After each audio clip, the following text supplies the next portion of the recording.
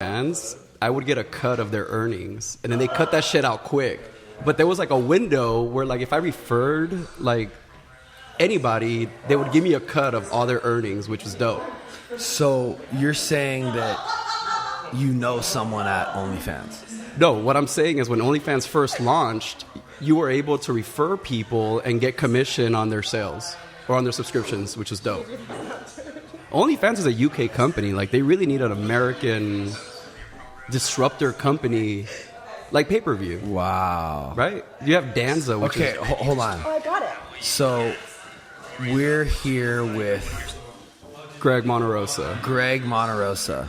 And I know that this is going to be a trip for Kaya because Kaya's the MVP. Yo, like so, right? Can we be real? I have Billy. Can you turn that down? Jesus.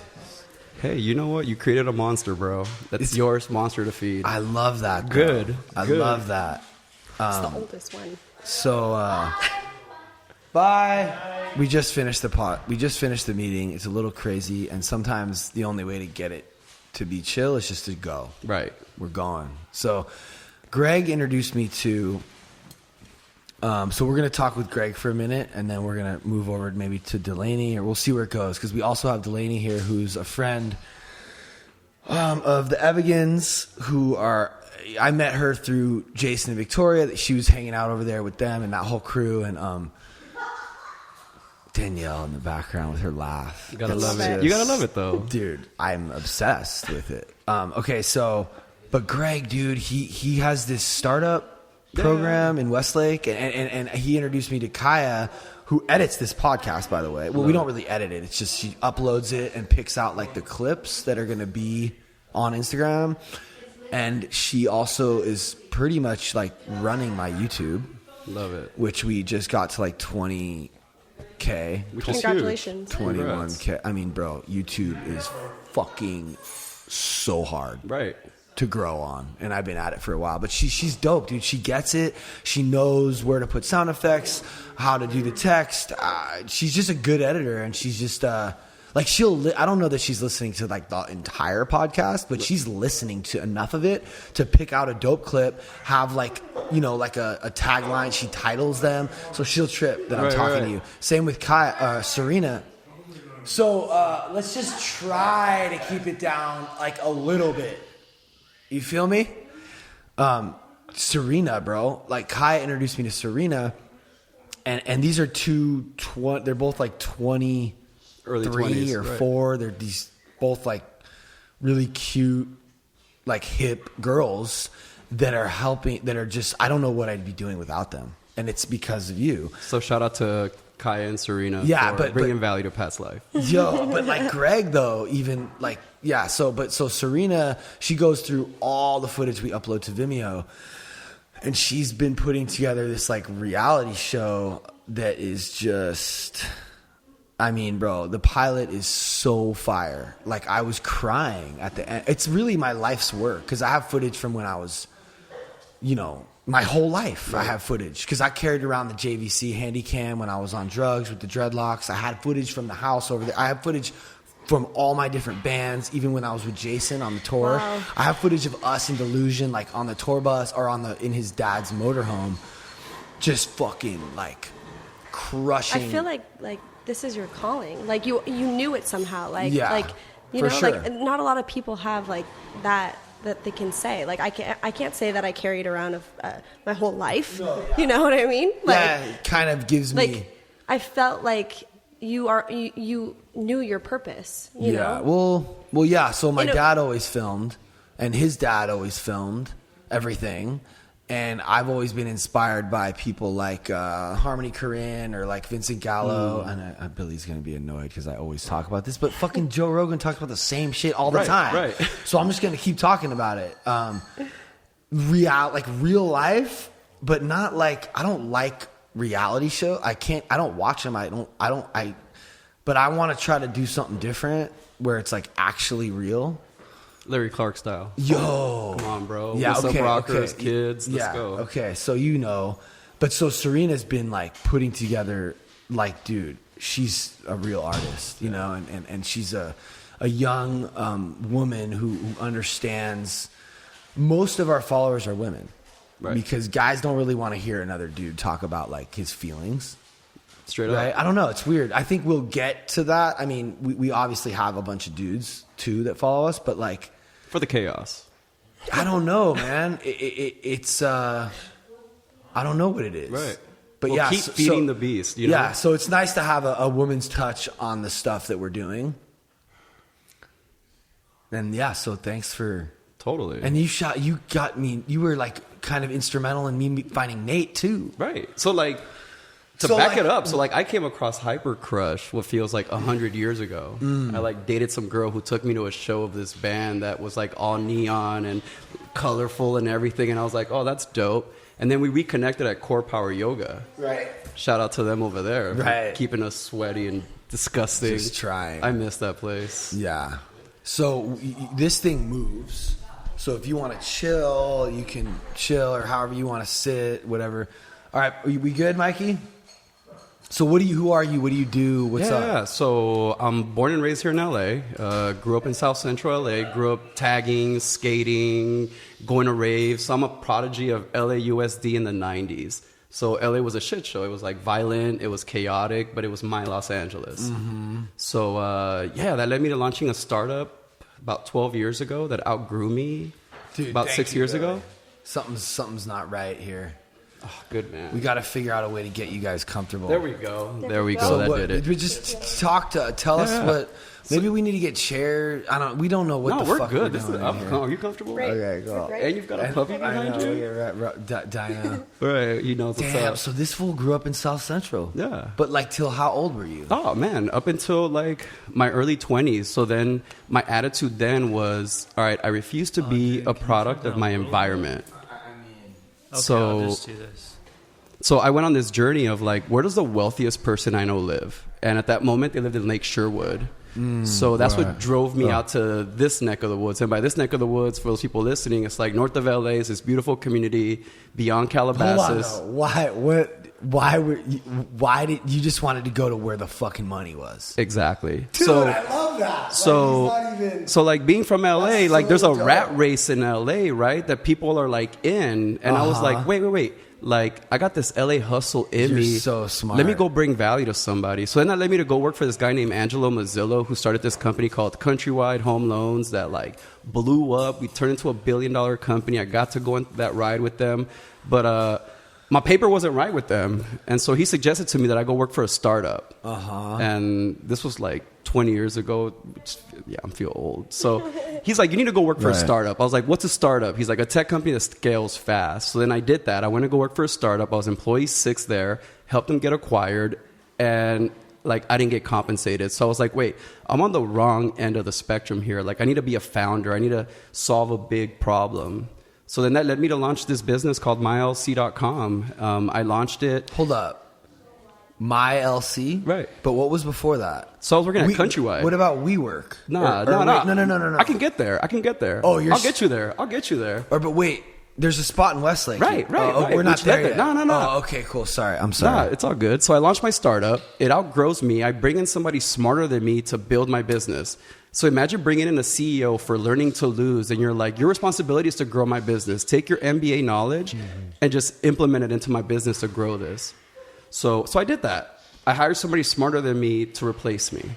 And she grew my business. It continues to thrive. We employ a lot of people, and they cut me dividends, which is an awesome thing that a kid from the hood didn't know what the hell a dividend was. So like somebody cuts you a check to not show up because you happen to own equity in it at the right time. Oh, what a beautiful game. Okay, but so that's called what? That's called So it's my LLC. We have people set up corporations and LLCs. So my first play. Wait, let me ask you this. We just got Learning to Lose like incorporated. Yep. Smart. Yeah, fucking tell me about it. I was like trying to do it for a while, and my accountant was like, oh, you need to get the trademark for like merch. Right. But no, like I want to own like as much as I can when it comes to that name. So which is crucial. So you're doing that, right? What else do I need besides the ink? How about you build revenue streams, hire people smarter than you to come continue to build your brand Well, no, that for sure. But I'm just talking. But you're about, asking me like, what do you need? No. That's it. No, I'm just saying.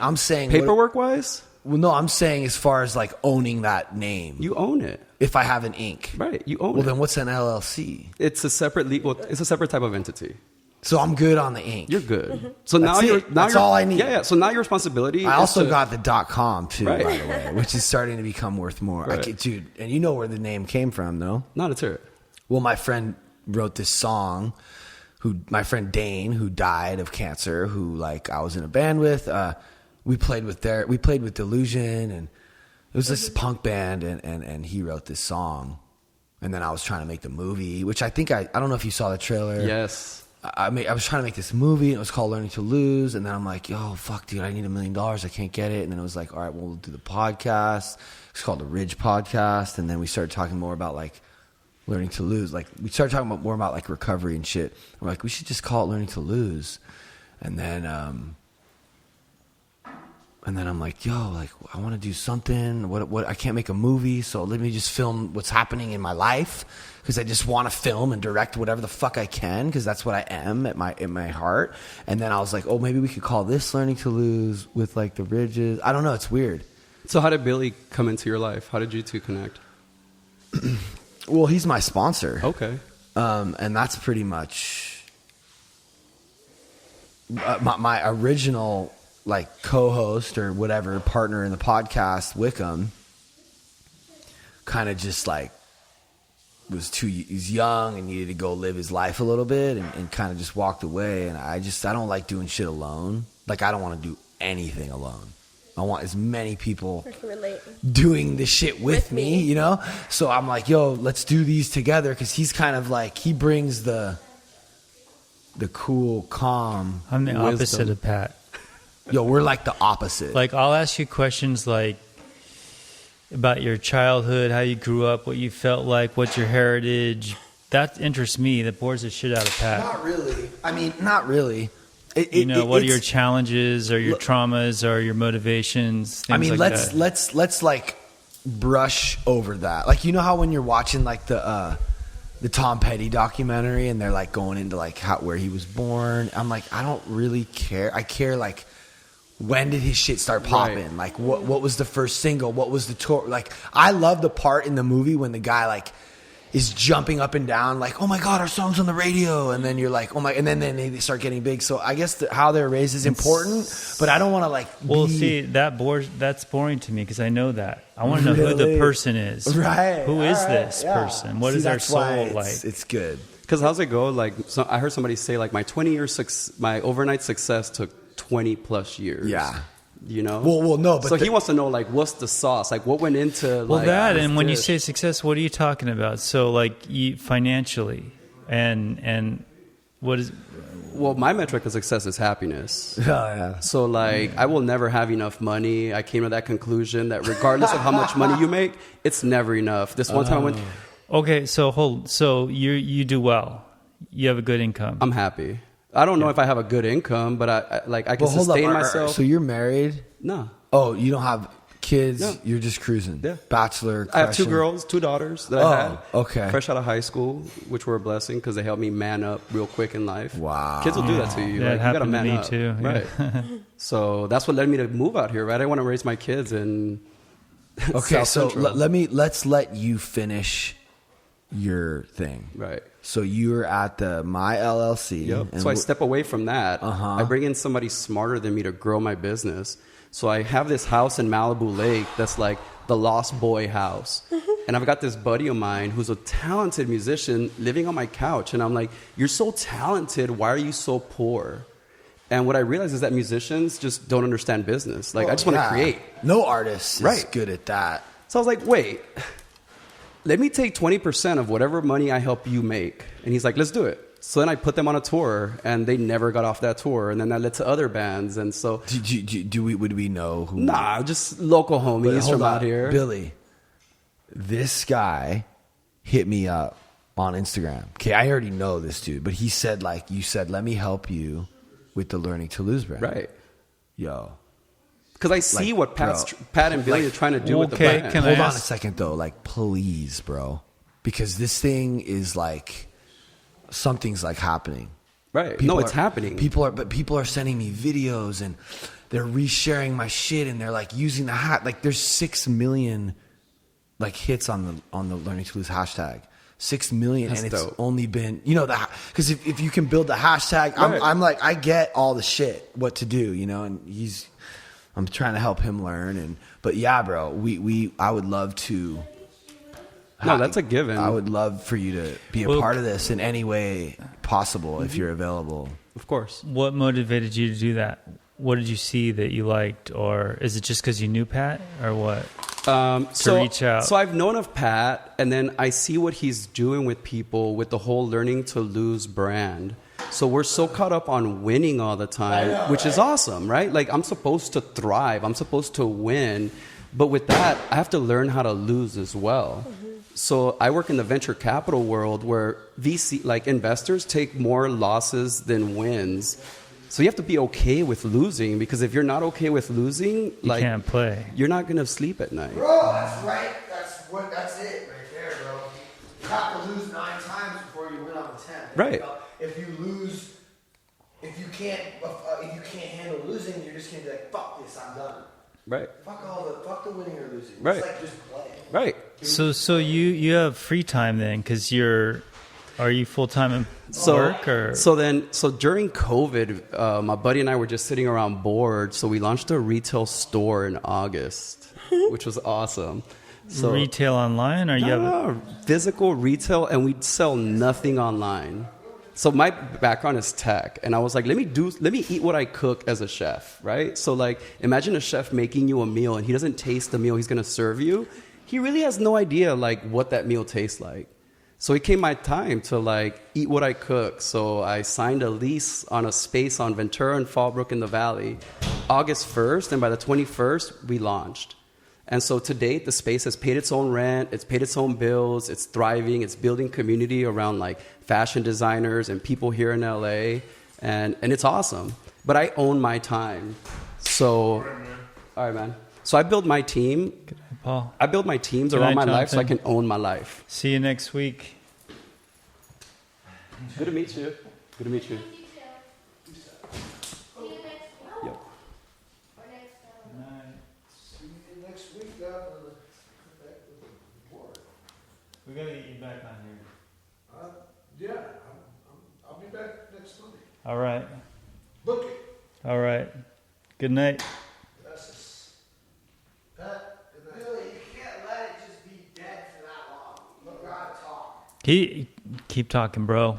So I used to live right there. Fallbrook and Ventura. I'm trying to place it. What's So the name? I'm like 2 doors down from Kennedy's. I'm in between Kennedy's and Nat's. So the name of the space is called Milk Room. So what we do is we sell vintage teas, luxury streetwear, and sneakers, which is so nice to like be around that energy, of people. Your whole fit. And there we go. I get to walk in there and just grab something to wear every day now, which is kind of cool. But that was like my passion play. So how did it do so well? Did you advertise effectively, or what's the deal? Like, Well, especially during COVID. Right. I ate what I cooked. So like as a brand, my attitude became like, all right, so we're getting ready to launch. So I need to partner up with people that are amazing within this world to help me celebrate our launch. So yeah, we did like pop-ups for a few different brands. Like, oh, so you had people known in the industry already, and that's okay.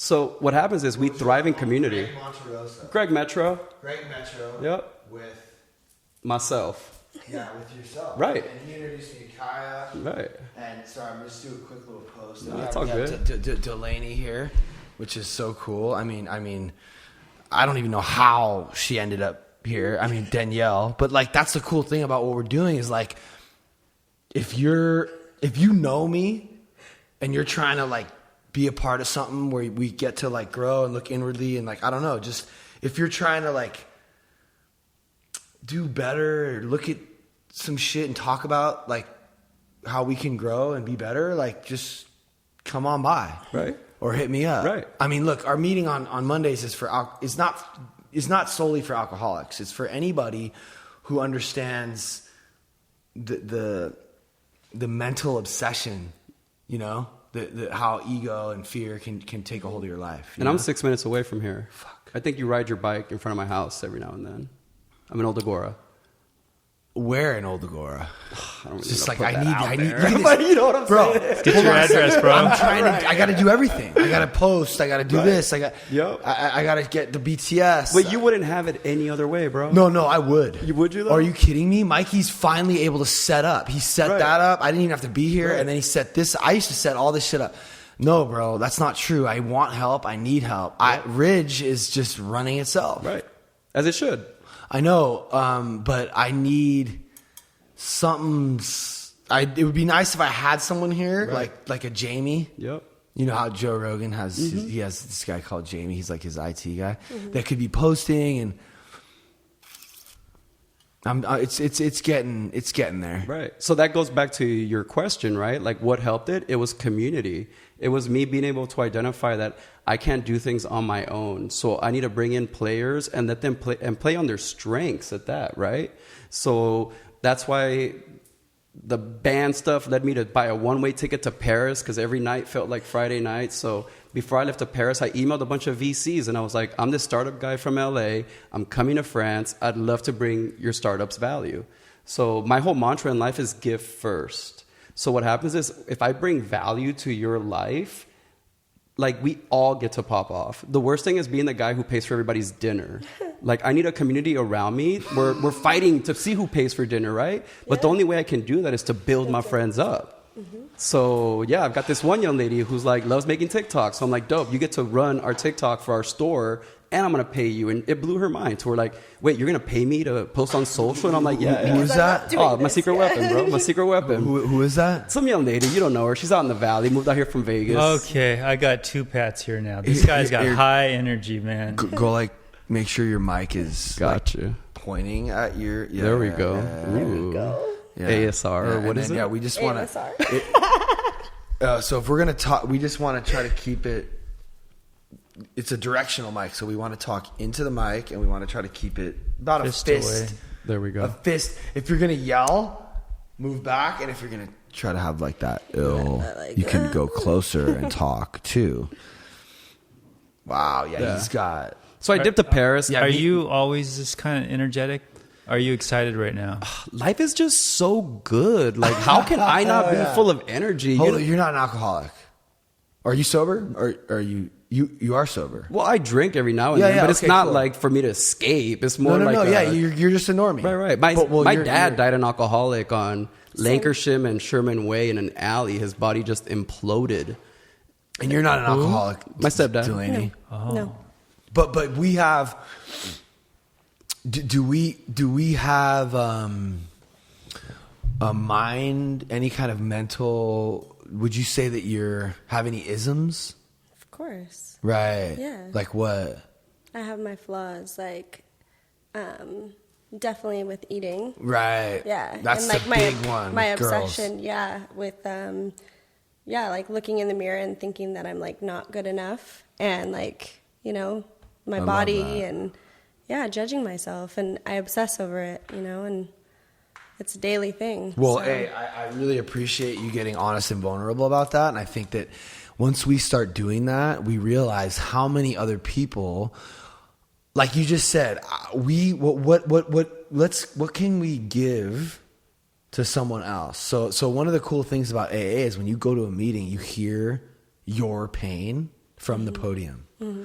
Oh, they could just say, I hit a bottom, I was homeless, my life was fucked up. And you feel a little bit better just because you identify with their pain. Right. So just you saying that, I just tagged you, people will get to see you and be like, oh, whoa, she's like got it going on. And then you hear you say that, it could help someone. And sure. the bigger it gets, the more it will help more people. So, You know, and as Greg said, like he lost his father as well, and so same with me. I'm not an addict, but I grew up around addicts, you know, and I struggled with like enabling and like wanting to be so loved by these people that like never showed me like the love that I was deserving of, you know, and so like I battle with that, and then I find that in men that like, you know, so it's an ongoing battle for me.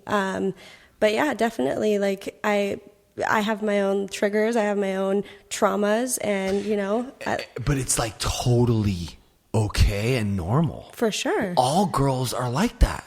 Not But- every girl's. Okay, most, I don't know, bro. I think all people are like that. Like I just did a post about I just did like a tutorial on like how to post. If you want to be honest. No, let's hear it. How do you post? Okay, here I'm just gonna show you guys this video. I did it with Billy. It's kind of funny. It's all in how you hold the camera. So watch. There's a trick to being authentic on social media. It's all in how you hold your phone. Okay, watch. This is how you do it. Hold it for a second. So instead of holding my phone like this and looking at myself, right? Hey guys, I'm doing a post, right? And I can see myself, and I don't like how I look. And now I'm thinking about how I look. You change it. You don't hold your phone like this. You hold it like this, and then you film with this camera. And you go like this, and then you go like this. What are you saying? What am I saying? And then I don't get to see myself, and I don't judge myself. I can be in the moment, and I can film me, and I can film Billy. And everything's not backwards. You can actually read my New Order shirt. Stop looking at yourself and judging it. Or I want to keep it to I statements. Love it. Just realized something. So like I almost didn't want to like share that secret. But like, dude, I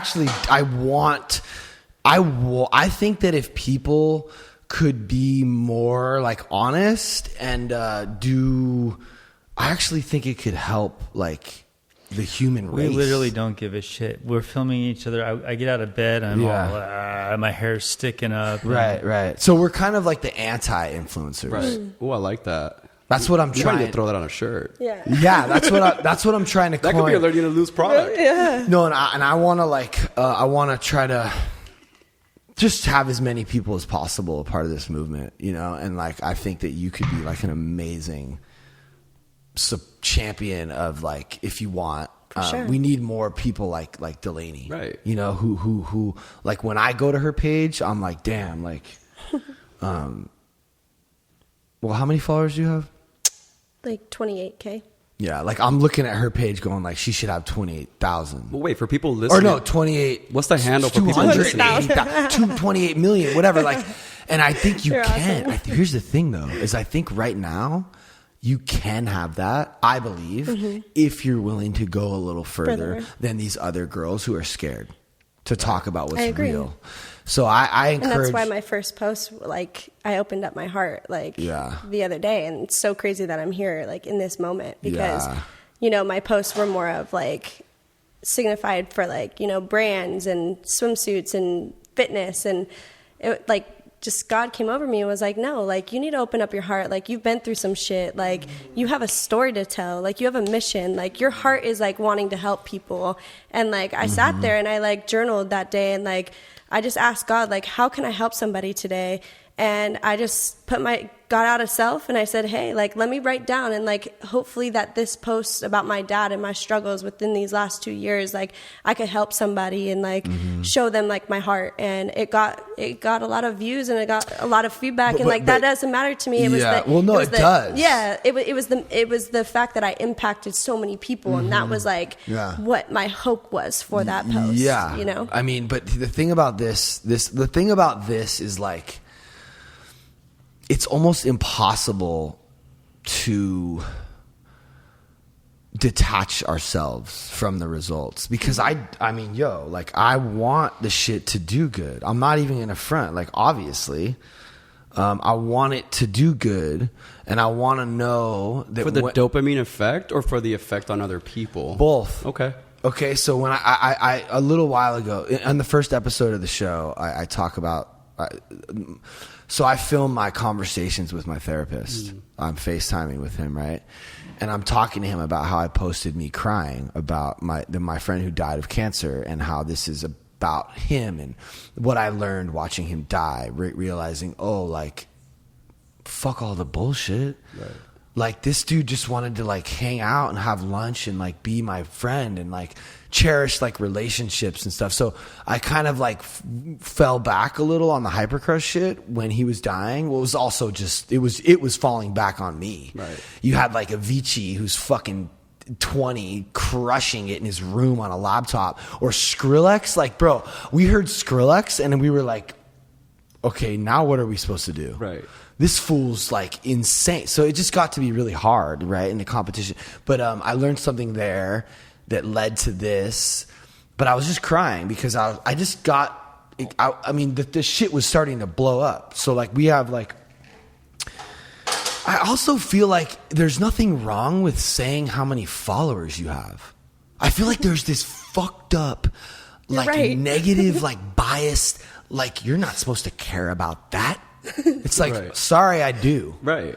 I got 330,000 followers on TikTok and I'm fucking proud of it. It takes work. And I got it from being like Vulnerable. super vulnerable Real. and honest. So I posted me crying, right? And I'm like, yo, this shit's gonna fucking go viral, dog. Because like I'm just gonna keep it really, really, really, Right. really real. And I did on the show, and I told my therapist, but it like didn't really crush like I hoped it would. Right. But for right now, though, you know, No, like, no. yeah, No, like, it you don't doesn't even know matter. in the future, like, No, yeah, well, like, no, but it's about consistency. Yeah. So like some people got some shit out of that. Dope. That's it. That's all that Yeah. matters. And if I know in my heart what my mission is, which is to just be like honest, because I just don't like I just know that the truth will set you free. I just know that. amen. Like I know that it might be hard and it might hurt at first, but I grew from just exposing that. Right. And it was hard. It's hard. Like we fight sometimes, and I feel like not everyone needs to be like this way, but if you are afraid to push the button, like, oh, I don't really want to post that, that's when you should post it. Right. I mean, but like that's not. But I'm not saying that like. Look, dude, I am not saying that you need to do this or even that you should.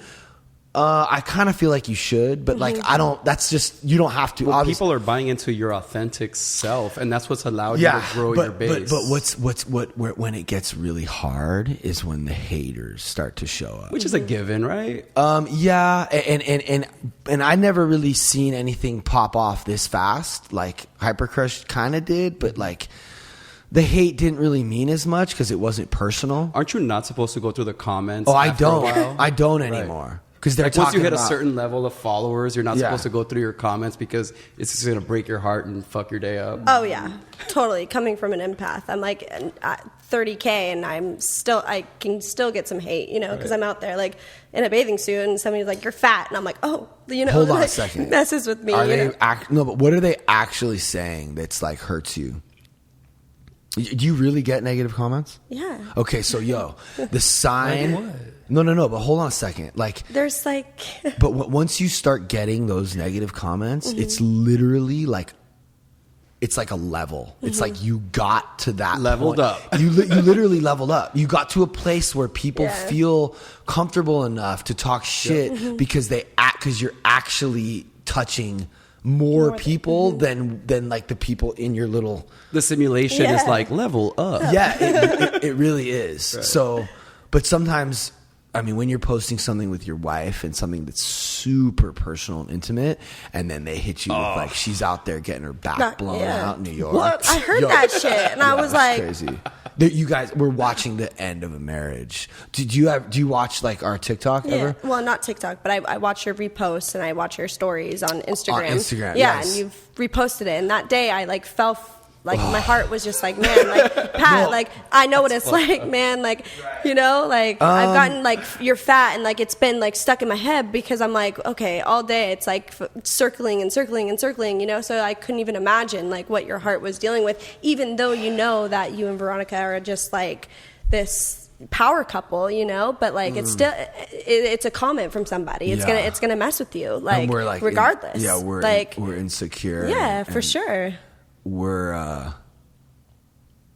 We're super sensitive. Well, there was a cool campaign recently where women were posting pictures of them with no filter on.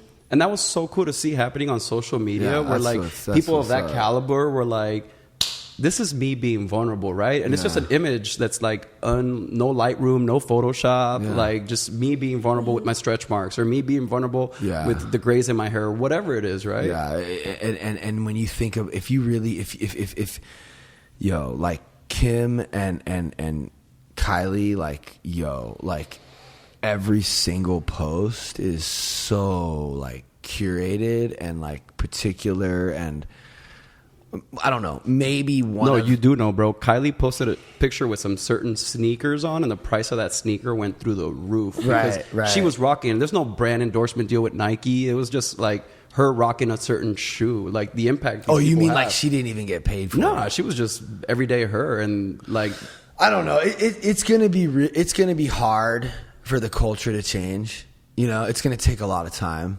well, it But starts with self, right? But I'm just trying to do my part, Right. and spread this message of like, you know, like I showed you that, like Veronica is like looking like kind of wild right there because we all get like that, and I want to do one for her where she's saying the same shit, but then it's me like fuck. I'm like, yo, I've said and done some shit on TikTok that like I wouldn't like me if I saw it, but I like that because then they get to see me the next day, like showing up, Right. and being like, yo, I fucked up. And they're like, oh, wait, maybe I jumped and judged him too quick and canceled him with the cancel culture. Like, we need to stop with this shit. We're really sensitive right Like, now.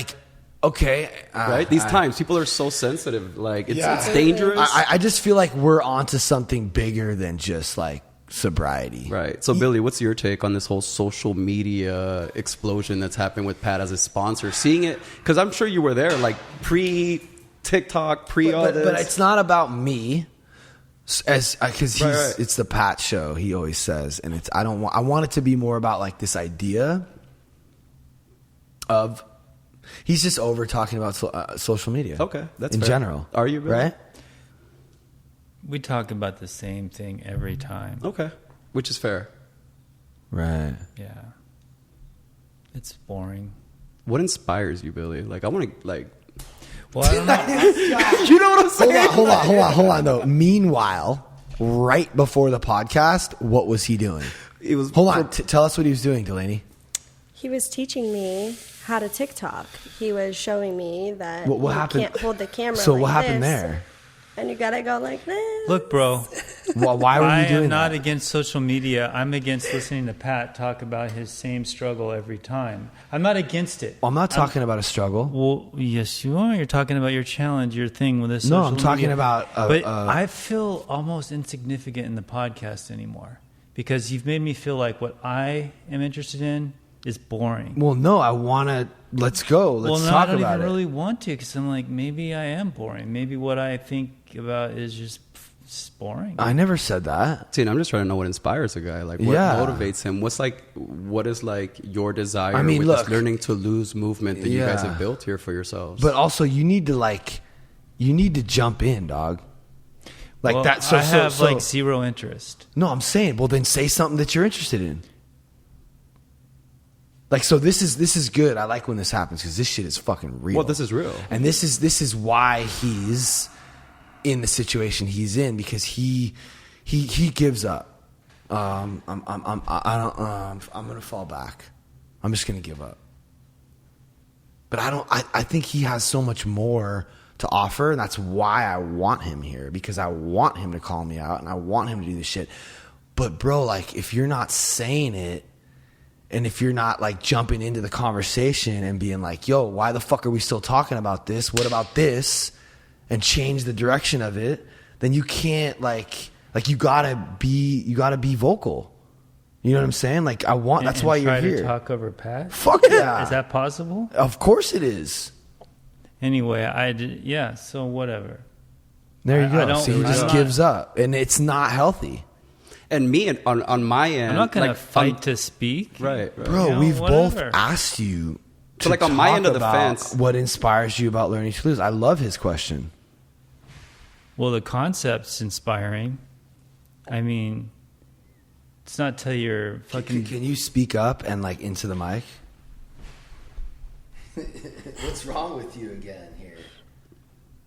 Before I came to the meeting, I'm like, I'm kind of done with all this shit. Right. And I've been doing that often because, for one, I don't feel like if I'm not enforcing it just turns into a shit show, right? And it's not inspiring. Right. And I'm looking for inspiration.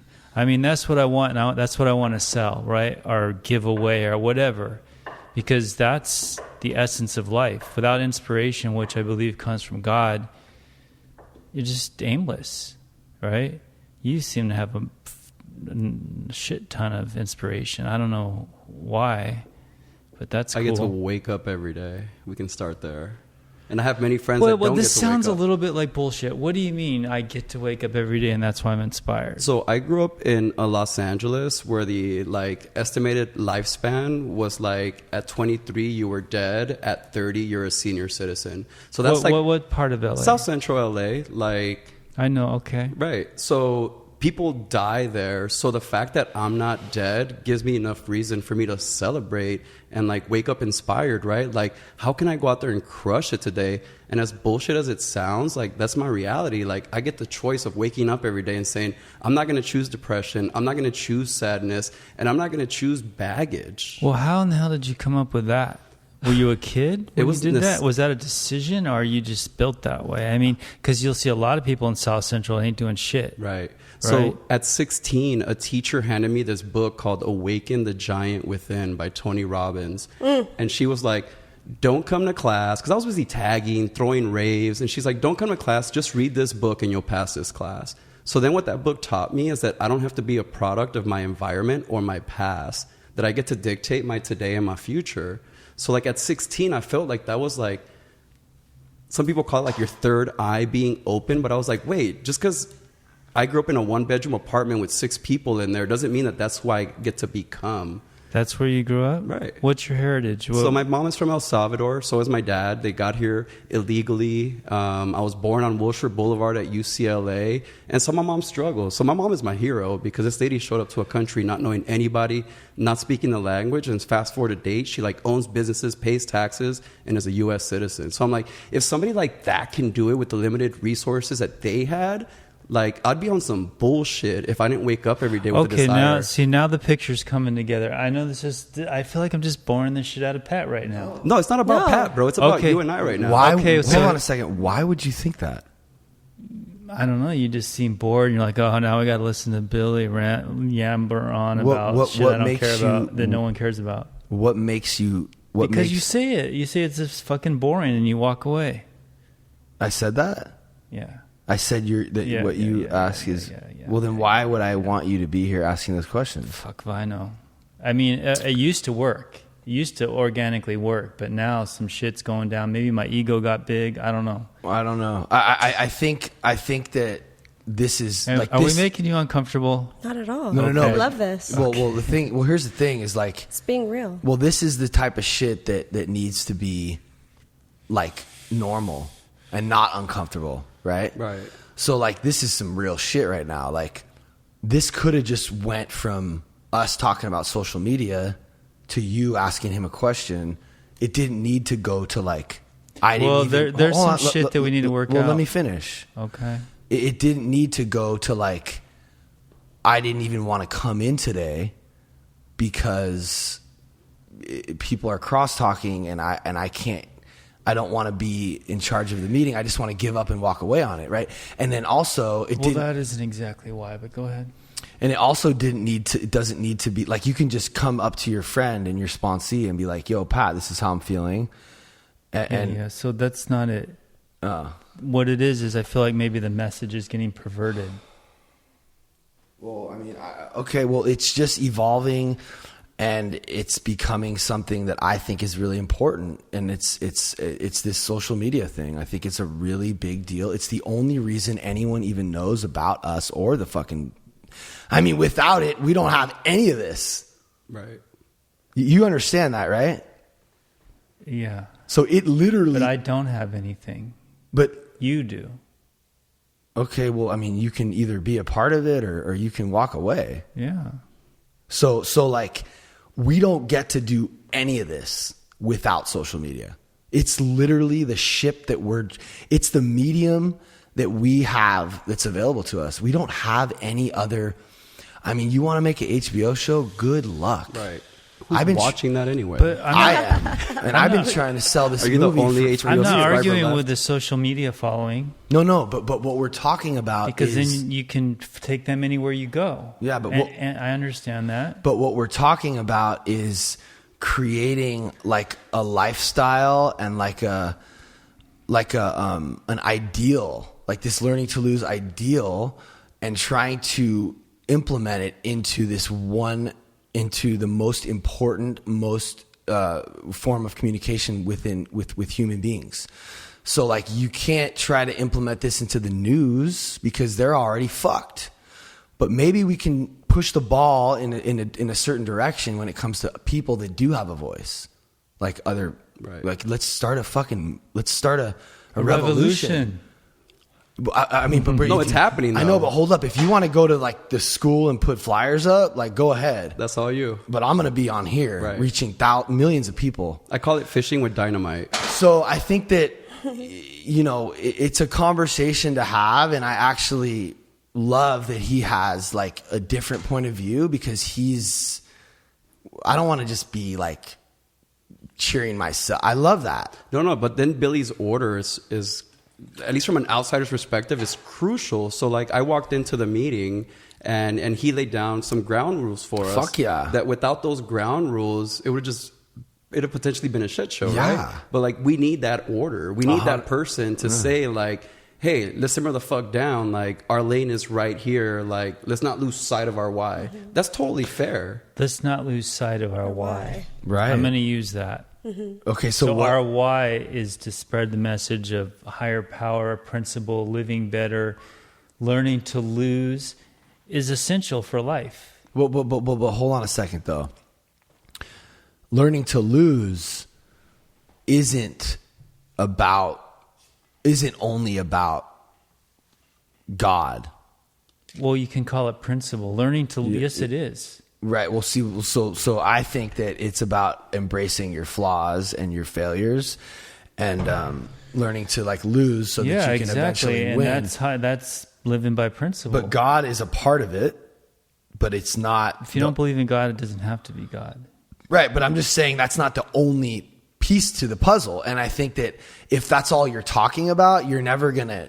The kids are never gonna hear that. Right. So I'm trying to like get to the kids that don't understand it, and I'm trying to have it really become something by wanting like other influencers to be like hashtag. I want it to be fucking like I want to try to change the world a little bit. So then me as the old guy at 41 on this end of the fence, You're not the old guy. I'm the old guy. I enjoy the dialogue between you two, right? Because I need you to tell me, like, don't give a fuck. Not necessarily don't give a fuck, but don't be so caught up on, like, what society tells you should act like, right? Be vulnerable. Mm-hmm. And then Billy will come in and he'll be like, but don't lose sight that there is a higher being. Yeah, don't lose sight that there needs to be order in a meeting or in a house, right? Like this guy. So smart. Yeah. So I see why you're the way you are, because your parents came here and they kicked ass.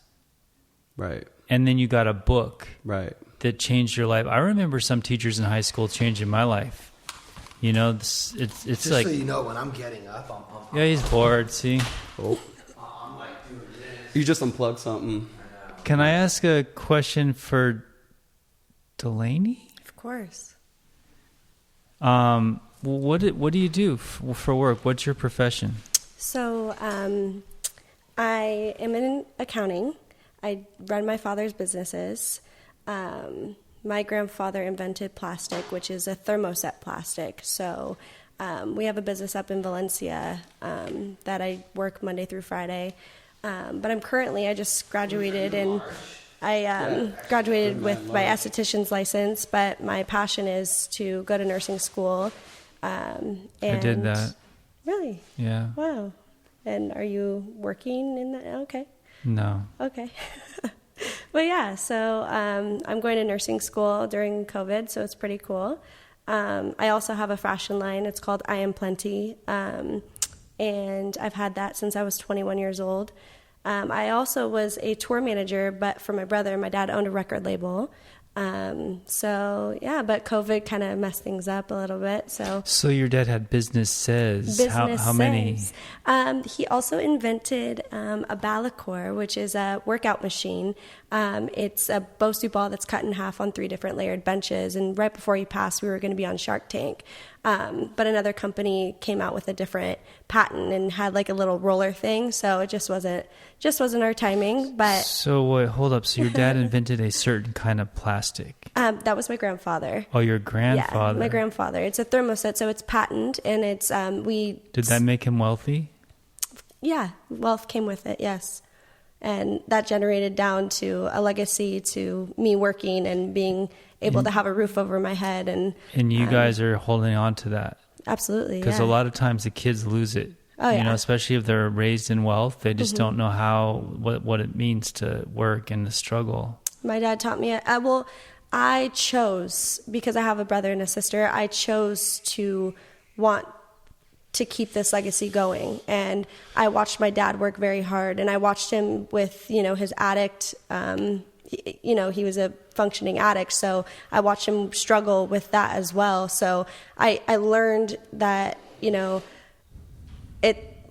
I learned the struggle very young, and I learned about all these different businesses that he was balancing. And, so I chose to be in on all the meetings when I was 10 years old. I chose to learn how to, have conflict and learn how to get through it and how to run, a business. And I think that me choosing that at such a young age and then losing my father at such a young age, I was able to continue that and, keep it successful. And he's been gone for 2 years, and the company's still running, and even during a pandemic, we're doing very great. So when you say we, is that you and your family, or just employees? I say we as in still speaking as my father's still here. Oh, okay. So I carry that legacy for him as well. So you're a bit like him, because you don't only do that, you have your other businesses as well. Absolutely. Are they doing well?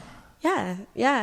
My clothing company, I kind of put on a hold just to kind of focus on my therapy and really get my mind and my heart in the right place. But yeah, I had fun with my clothing company. It was doing well for a while, but I wanted to focus on my bigger picture. Pat and his wife did a video for me. It was like a little cute workout video here about a year and a half ago. So that was cool. Yeah, we helped each other because they were coming up with this makeup line and Ridge Beauty. Ridge Beauty, yeah, there we go. So and Tony and all of them helped me with the video. So, but yeah, all of the companies are doing well, and But I'm focused on school right now. I'm focused on my bigger So you're mission. in nursing school right now? Yeah. And working? Yeah, full time. Wow. Yeah. You've inspired Veronica too. Really? Well, yeah. I mean, she kind of has been. Why'd you pull out? Oh yeah, that's right. She did transforming. message me. Yeah. Yeah, she's been doing a body transformation. Yeah, she looks fabulous. Yeah, it's not easy. Yeah, I also do training on the side as well. I have a gym in my home. So wait, how is this possible? Do you sleep? Yeah, I sleep. I sleep. Yeah, I just learned to my dad. Well, you're doing nursing online, so you can do it at your leisure. So that's So it's in the morning. It's 6 hours. In the morning, 6 a.m. to 2. In the afternoon. How far are you? Did you do prereqs? Are you doing prereqs now? Not yet. I just recently started because I just finished my esthetician school. So. And what is that, skincare? It's skin. Yeah. So I just wanted to have my license because my main goal is to open up a med spa. But my dad taught me you need to know all of the ins and outs of businesses. You got to start from the ground up, and I just thought it would be beneficial if I had estheticians on board that I knew and I was educated about. The esthetician world. So you have a broad goal, which is to open up a med spa and have my own skincare line and my own wax line, and I have a lot of dreams and goals. Wow. Motivated people here. How's it go? We'll work 80 hours a week to avoid working 40. Exactly. Which is nice. I have my own business, but that's it. What do you What do? do you do? Indoor plants, interior plants. Nice. Designer and houses. You would love my house. My house is a jungle. Oh, really? Yeah, I have like 30 plants in every single room. Really? Yeah, Wow. dangling from the ceiling fan on like cool little like abstract. Yeah, That's we gotta really connect. that's 'cause- really my passion is nature and plants and life and like the whole ecosystem and the breakdown and the death and the renewal and the seasons Wow. and the rotations. That's what he does. Wow. He takes care of all the indoor plants, picks them, keeps them alive. That's designs it and stuff. So when my dad passed away, my first thing was just getting a little cute bamboo like thing. I have lucky bamboo. Yeah. And my goal was just to bring more life into my home. And so every day and every week I like would it was kind of like a therapy thing for me. I would go to Home Depot or like, little mom and pop shops, and I would just say one goal, like, let's bring new life into my home. And so it just started. And then now I'm like, I don't have any more space. I don't have any more pots. Like, this is crazy. So I started hanging them in the wall and like, cause I just wanted that, like when I saw it grow and like the new leaves come and that I'm taking, like I have a responsibility and I'm taking care of it, and like how big it was getting, I was just like, I don't know. It was just it's like therapy. yeah, for sure. Feels good. And my whole backyard's like a jungle, and got Wow, you got banana plants. You got to have me come by. some ferns. Yeah, for sure. If you want to make that drive up to Valencia, for And sure. plants have souls too, For which is why I sure. love plants. Like, I'll hug my plants because they feel it. I have like a 7-foot, in-house. I want to call it a fern, but it's not a fern. I can't think of it right now, but it's like a 7-foot. Is beautiful. it a ficus? There we go. There we go. Ficus. Fiddle fig ficus? Yes, it's beautiful. Yeah, Kept it those are one alive of my for 4 favorites. years. Yeah, because I have tall ceilings like this. So You it's have like, good. You have good light in your house. Mm-hmm. Yeah. Where do you shop for plants here in LA? Mostly, I shop in Malibu at this little hidden nursery. It's super expensive, super high end. Like some plants are like $10,000, and some of the pots are from Europe. That's mostly where I shop, but I have a lot of places I go. Are you cloning plants yet? Are you cloning I plants? have. No, I don't grow.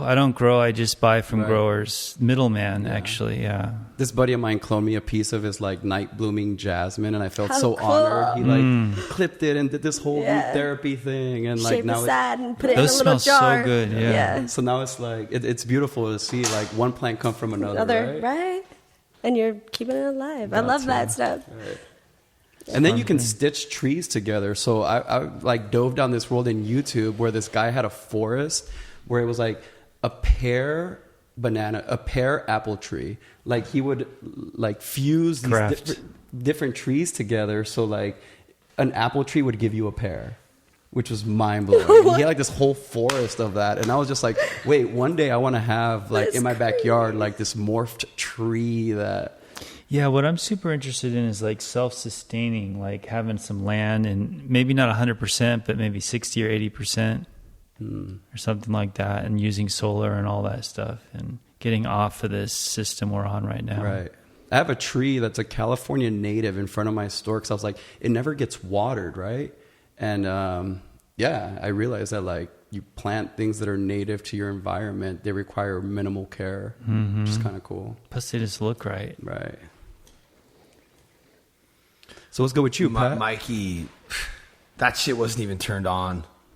So the camera's Which? dead. Oh, the camera? And this is all fucked up. So It's I'm just not over here recording? trying to fix shit. It's not recording? Is that? No, see it I'm no, yeah, it is. This is recording. That wasn't. But now I'm just trying to hit up Mikey. Yo, so this wasn't even on. So wait, so you're single? I just split up from an 8-year relationship. Wow. And I have a 7-year-old daughter. And it's just, I came here. It happened here. There was an explosion. There was a crazy woman. And I never left. And she left the house. And I got rid of the house. And all my shit scattered between 3 places. And I'm just fucking overwhelmed. Are you like in a bad mood today? Or were you when you were thinking about not even coming? Yeah, well, not necessarily bad mood. I don't know. Like even AA meetings, I always like, I don't want to go to a fucking meeting, but I go. Because I gotta be honest. Like I'm like taking it very personally. You are? Okay. Because that's what we do, right? So like as Can we call that ego? humans or alcoholics, we make everything all about us. All right. Well, something's happening. So I for want real. to. I want to try to not make it about me and be like, oh, okay, so maybe like he's going through some stuff and No, he is going through stuff. but I also wanted to like have Greg sort of like talk a little bit about what you think we could do as a brand, yeah, or as people. Yeah, well, I guess here's We need help both. So like on both as people, spectrums. it's like compassion, right? Compassion. Well, but is- here's the crazy part though: is this brand is about people, right? And it is about us, and it is about being honest and transparent, so that others can learn and grow from that. So, like, I would love for people listening to this podcast, like they can. It's such a crazy thing because you're never gonna hear a podcast where the people doing it are talking about like there's the struggles, the power struggle they're having, like, and him wanting to leave and walk away, and me being like, that's crazy. You're gonna self-sabotage. Like, what are you doing? You're pushing. I didn't say I was going to. Well, I was but just now sharing I'm like, how I feel. maybe you should. Maybe. You know what I'm saying? Because now I'm like, hold up, dog. Like, I brought you in. I let you stay here. I want you to be the co-host. I'm trying to build your TikTok. I want you to be a part of this. And then he's just like shitting on it, you know? I'm not Have you shitting asked on him it. what's And that's important like to him? that's like my ego Right. going like, whoa, motherfucker. But like, I want to expose that and be like, no, like, what's going on with you? I'm not shitting on it. I just want it to be interesting and inspirational. But we need to trust each other, right? So you need to trust me that this is something that's interesting.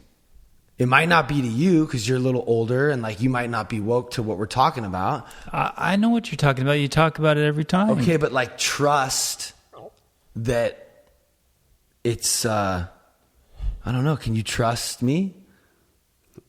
It's not about trust, bro. Oh, okay. Like, everybody gets off and everybody's self-obsessed and everybody, you know, like, I'm just trying to Focus Well- back on the why you're doing it, why you're here, the center. Yeah, I'm trying to push culture. In a And, real, you know, in a maybe- real way. And also, I'm also realizing Well, that you it know costs, what, to costs me- a lot of money to do this, and I'm the one spending all the money. Right. I mean, not even low key, high key. I'm spending $15,000 a month on this brand. That's what I'm doing. I'm making sure the camera's going. I'm making sure this gets recorded. And I'm not saying like, yo, you need to be like, whatever, but like, I need to start figuring out a way to make this thing like profitable. Right. Right. And you're there now. I'm like, and we're there now, and that's why I have you on, and that's why Right. I'm making it about social media, because social media is how we're gonna make money. Like, you know how quickly I'd also buy how a we're plant gonna- from Billy online? Like, What? I'd buy a plant from this guy online in a heartbeat. Oh, here's the other Like, whatever crazy this guy's thing. got to sell, Here's that's the other crazy thing. He's like, honestly, like my secret. He's not even my secret weapon. He's like my weapon, Right. Because he has something like that I don't have. So if I ever need to tap into it, and that's why I want to build up his thing, because he's like a weapon I want to use to do this. Is that what he wants? I don't know. There we go. secret weapon. Sure. No, I love this. The podcast. I love it. Okay, I'm just gonna tell you. So the evolution of the podcast, this turned into a healing space, almost like therapy, because we have an audience, but we're also talking about real stuff for us. It helps us. And it used to be 3 mics, now it's 4. It actually has changed the dynamic a little bit. Right. But it was like amazing, like a healing space, now it's a square, but it was like a triangle. And I love it, but I've been getting bored lately.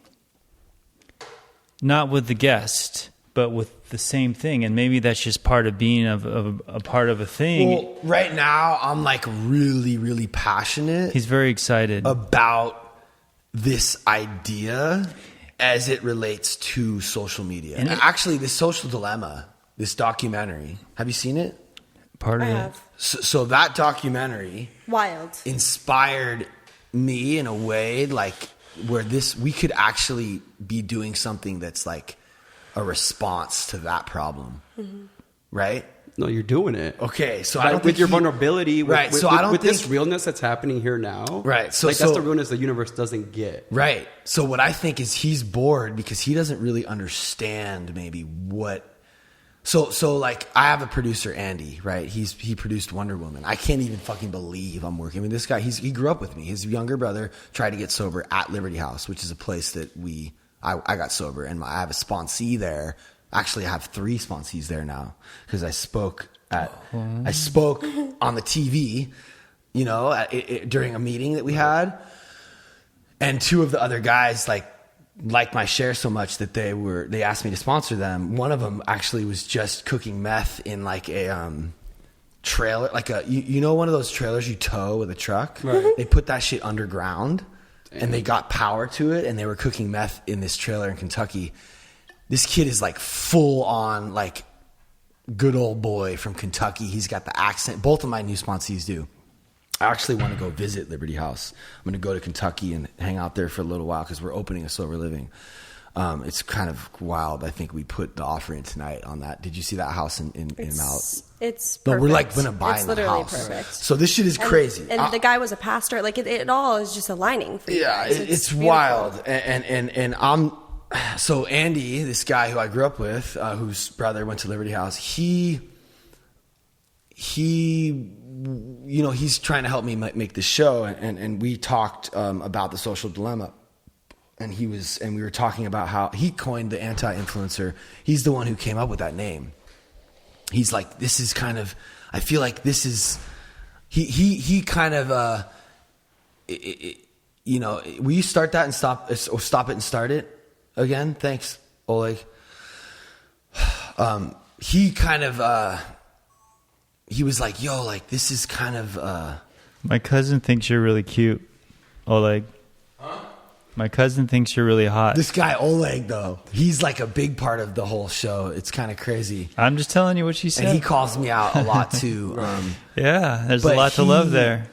Him and Serena, we're trying to figure out what the show is, and it's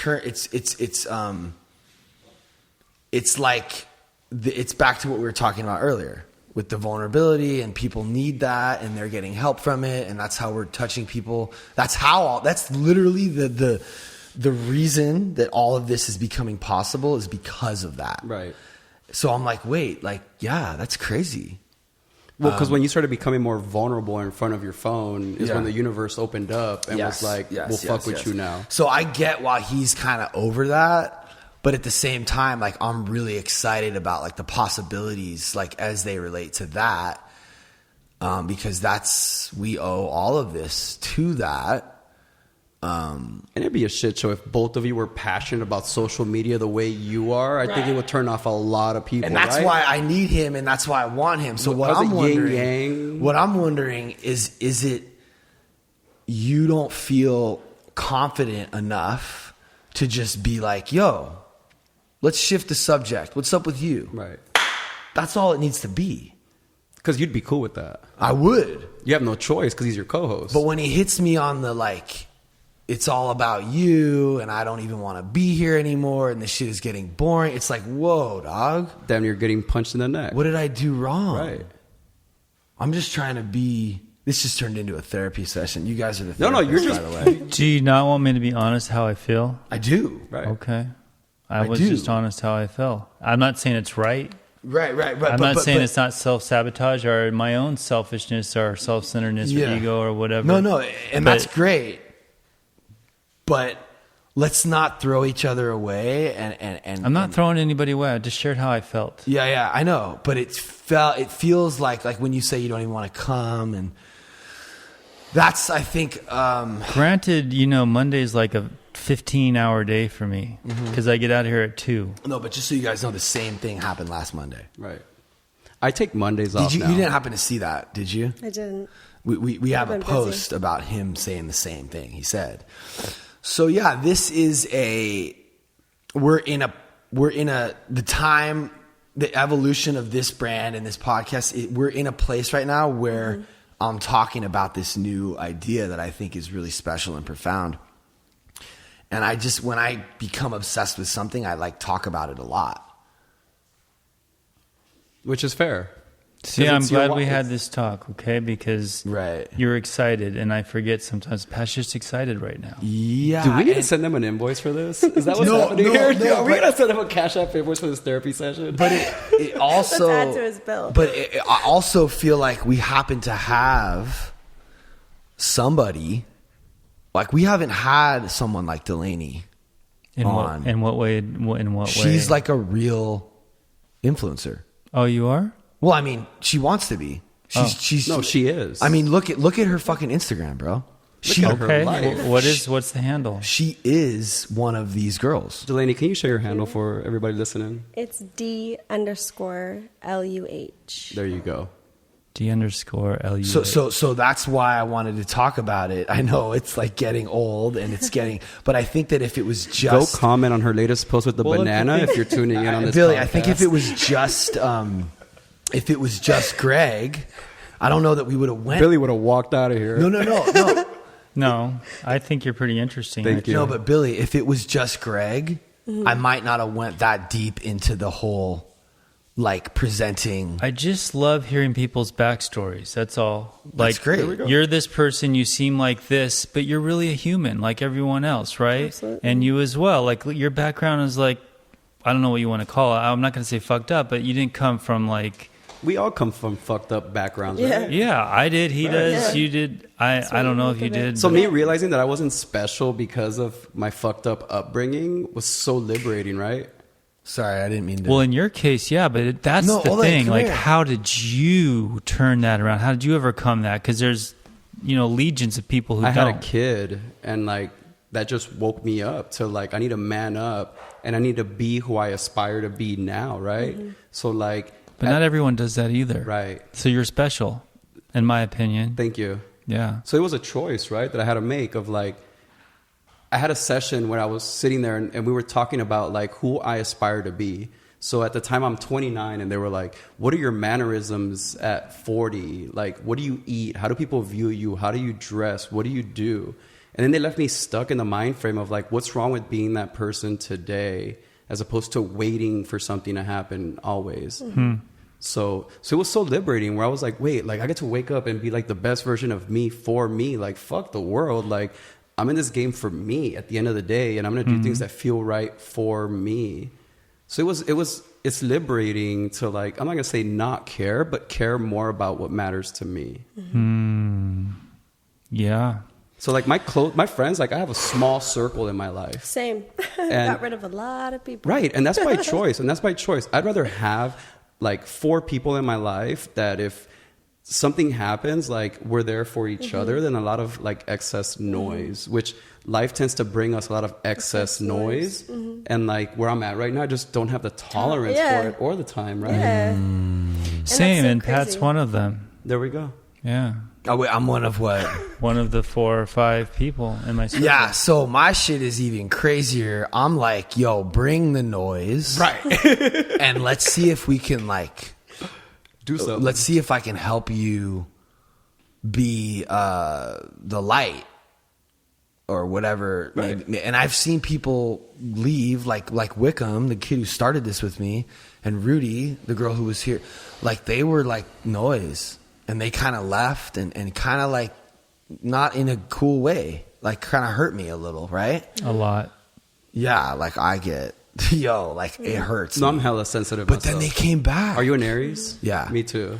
Yeah. I take shit really personally. Yeah, and it we- breaks my heart. yeah. And like I I'm a will disown Sagittarius, you. but Oh, I'm the same. cold. Yeah. But we're all like sensitive. but and that just goes back into the whole learning to lose thing. It's like, yo, like they're going to go and they're going to grow and it's all meant to be. It's a part of God's plan. But if I threw them away and I didn't, like they came back and they're better than ever. Because the relationships get better when you fight. And Right. everything gets better. If you can get through the shit, like something's happening right now with me and him. Okay. And we're going to like have to deal with this shit. And hopefully we'll get through it and we'll both be better for it. But my ego, Right. I don't want to like hear that shit, you know? But because you care about him, you No, he set just your doesn't ego want to hear aside. that shit. Right. No, like I don't agree. Right. And I want him to like see it the way I see it. Which is kind of fucked up, no? Like, he can understand your point of view. He can understand your point of view. But wasn't there like a meme recently where people saw like a dress was blue or it was purple or something? I saw it purple. There we go. And some people saw it blue. Gold. Right. Oh, yeah. So like that's And I was like tripping out. I was like, what are you talking But I mean, about? here's my hang up, right? Okay, so we're doing a podcast, right? Mm-hmm. Who's listening to this? 500 people. No, but why? Why? And how did they hear about it? I know that. Why are we even doing that? Right? So, okay, but they're not going to just stay like. Why do you think I post every day and do what you tell me to? Right. Yeah. I'm just expressing feelings. Yeah. You know, we used to do that before all this. So let me, I still want to try to get to the bottom of, so why is it boring to you to talking about people being real as opposed to fake on social media? It's just that. So I don't want to hurt Pat's feelings or piss him off. No, Last but time he threw his phone. I'm not gonna let the truth go, because I think people are like, we need to just address this. I'm sorry that it happened. I'm sorry, guys. While you guys were on the podcast. No, don't apologize to me. Apologize to the person sitting in their car right now in their driveway waiting to see what happens here. It doesn't have to happen. Them, right. No, but here's the thing. It doesn't Billy. have to happen right now. Well, I think it does. Okay. So just hit me, bro.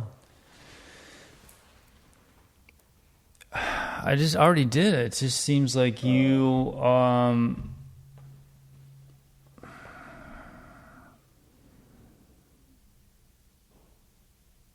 This is what a marriage counselor feels like on our end of the spectrum. Tell me, what is it that I mean, you heard it. It's the same thing. I think structure and your why, and it's the same shit. But what we're Social talking media. about, like, Same is shit, But yeah. what we're talking about is the why, as it relates to the most important way to communicate with other human beings. I think Look, we just have to find a balance between y'all, and like you need to know Pat, like, you know, like have an understanding, like when he's feeling, or like read him and know that, you know, you're talking about the same shit, and it's that passion, getting out of it's self, that passion, and you know? it's that energy that's gotten this. What? To where Well, it how is. about this? Do you trust me? That's why. Because I feel like the reason the meeting here. happened and is working is we did that together. 100%. I mean, you have all the money and the equipment. You already had that shit. Bro. And I have no interest in tech. Yeah. But if it wasn't us saying, let's do it, and then you shooting it out there in your network, this huge network, it wouldn't happen. And same here. But maybe you need to trust me too, that I know some shit and have some wisdom that... No, I do. That's why you're here. That's why I'm asking makes this what it is. Yeah, I know, but that's why I'm asking you why you're bored and what's wrong with that conversation. I think you're intelligent. I value your input, but just the same since what? How long has TikTok been out? Like 4 months? Mm-hmm. But it's not a little bit. You just keep going on about it, and then if someone said, and you'll start up again. But so do you want me to be tolerant? I just think it's boring to everybody. Well, but is it when you hear that word you get triggered? No, because what we were talking is it about, the wife that's heard that story so many times, where when the husband or the partner starts telling the story, they just walk away? And like, Jesus, if I hear that boat story one more time. Okay, but maybe you have some insight on this, right? How many times did Steve Jobs tell the same story? Well, he had to. He was building a brand. Well, that's what we're doing. There you go. You got to beat that shit. So I don't know. Okay, that so should I just know that this is something? No, but no. So like, you don't get it, bro. I guess I don't get it. You don't. What don't I get? This is what you don't get. Okay, people, they don't know what we know. If they've listened to the podcast. And I'm not like trying to diss people listening, but they have their own lives that they have to worry about. They're not like, they forgot about what the fuck. I mean, we have new listeners. Like, it's just, you gotta reinforce. Do you know how many times I've heard Gary Vee say the same shit? Oh, Yeah, you I worked can't at the even liquor listen to store? that guy. I mean, I get it, bro. You work for your dad. but it's the story behind the brand. You have to tell it. You have to tell it. Over and over and over again, because it is my truth. Right. And it is what I'm going through. And I need to explain it to Delaney because she doesn't know. I want to hear Billy's truth and what he's going through. I do too. But It's boring. No, it's not, because you've just gone through this big life shift. Yeah. You're thrown in this world of like, I I'm not mean- going to call this organized chaos, or you're just like thrown into this environment. It's not really organized. Okay. I mean, that's another thing though, Billy. That's No, like we've told his story about what happened here that night and you living here and his wife and him almost losing his child. But here's the thing about when you tell the story, you new things are revealed every time, and it's told a little bit differently, and you get a little bit further along. Like this whole idea of this learning to lose as a movement online, it kind of is. It's only been, when did the Social Dilemma come out? 3-4 months ago. So that, I think it was even less than that. Yeah. I think it might have been like 1 or 2 months ago. Right. So that, when that came out, that's when it kind of crystallized for me. And right? me in tech, that excited me. When I saw the Social Dilemma, I was like my mouth was watering, and I was just like, wow, like there is a secret sauce to this. Like, yeah, but I love it. But it's bad. It's unethical. It's bad, and it's creating more shame in depending our on culture. how you use it, right? For sure, but that's why the way we're using it. That's why she would be essential. That's what I'm trying to do, bro. I know. No, but you think hold I don't on. know? No, but if you're with me. I am with you. No, but I'm right here. I know, but dog, you I didn't get support irritated. me. You didn't support me. You sounds like like a marriage, shut me down, and you're like, cute. I'm fucking bored, and like, yo, Yeah. That's fucked what up. the It's true. fuck? I am sick of hearing it. What the fuck? But what is it that you're sick of hearing? Just the whole thing you say each time, every podcast. Okay, so now we're back to the same question. Why are you sick of hearing it? Because I've heard it like 30 times. Okay, but Delaney's never heard it, and she's the influencer. So can I explain it to her? No. But I think, see, Go ahead. Do whatever the fuck you want. It's your podcast. But here's the reason that I'm asking these questions, and it's not mine. It's It's yeah. our podcast. It really is, and maybe you don't believe that, and that's why you're so frustrated. Ooh, maybe that's the root. No, but this question. There's something to that. Right. No. Yeah, and he doesn't feel confident. He doesn't have enough confidence to be like, yo, like, because if you just jumped in on the conversation, you can start asking the question, like, you know, like I do want to hear something interesting, but Well, I mean, but bro, like, everything. sorry, I'm not saying no one's interesting. But just okay? because you've heard it, you know, however many times, like, I honestly, you say thousands, but it's only probably been like 8 or maybe probably less since, because we only do this once a week, and the documentary is. No, but there's a Well, root to also, I this. talk to you all the time outside of the podcast. Right, so I'm hearing it all the time. Yeah. Well, you know how they say, like, so look at, you see that thing he's wearing on his shirt right there? Do you know why that's such a strong brand? Because they never changed the logo. Right. This is Wu-Tang Clan. Okay, they didn't change it. They've been fucking branding that logo for 30 plus years, and it's not conducive to building the brand to keep talking about all this different shit. I did that already for a long time. Well, so I'm this- trying to hammer the message home. Yeah, but it doesn't mean we can't talk about other shit. Look, We're going this is to. a podcast. Yeah, I know. We're going to talk about other stuff. But we ended up talking about Instagram because I wanted to hear Delaney's take on it. And then I talked about what we're doing and our take on it and how that could possibly... I don't know what the solution is. No, the Pat. solution is this. What? Why is it so triggering? And why do you hate it so much? I think maybe he hit it. Maybe because I put in all this time and I've been here, but I'm nobody. I didn't say that. that's- It's only Maybe your that's face it. on the cover of the podcast. I mean... I think you matter, bro. It's only your face on the cover of the podcast. And I'm literally putting in all kinds of energy just trying to help him build his TikTok. I'm like, every day he leaves, I'm like, dude, do a post, do 3 times a day. I'm tagging him. I feel kind of like I'm actually I'm like So then how about you just don't? No, I know, but I'm like Am I biting the hand that feeds me? Well, Is I that how mean, you feel? Is it I'm feeding you? like I'm bit. You bit me. I'm hurt, and now I'm like mad. Okay. But like I still want to figure out what it is about social media in general that irks you, because that's the issue here. Social media does not irk me. Oh, okay. He thinks it's the Pat show.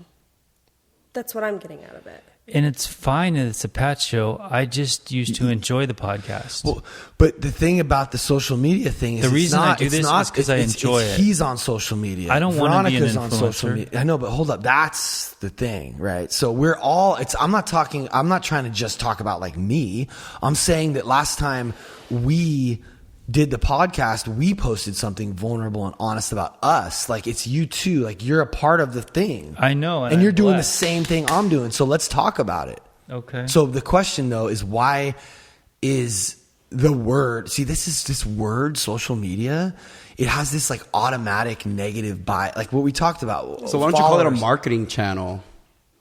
I'm just saying. Right, like- because that's like- what it is, right? A marketing But I'm just channel. saying I feel insecure even asking her how many followers she has because And they're I not felt so weird about telling you. Right? I was like, But why? But why is that? Why does that have to be? And I feel like he's even further with it. He's like he doesn't even want to hear the word TikTok or social media anymore because it's like it does something to him. And I want to figure. But he's posting every day. Right. So I just want to figure out what's You're wrong. going on. It's you and me. It's not social media. Okay, so yeah, so I don't know. Like I think that we're all a part of it. And it doesn't need to be about me. I'm just the one talking about it. Yeah, okay. I apologize. Oh, okay.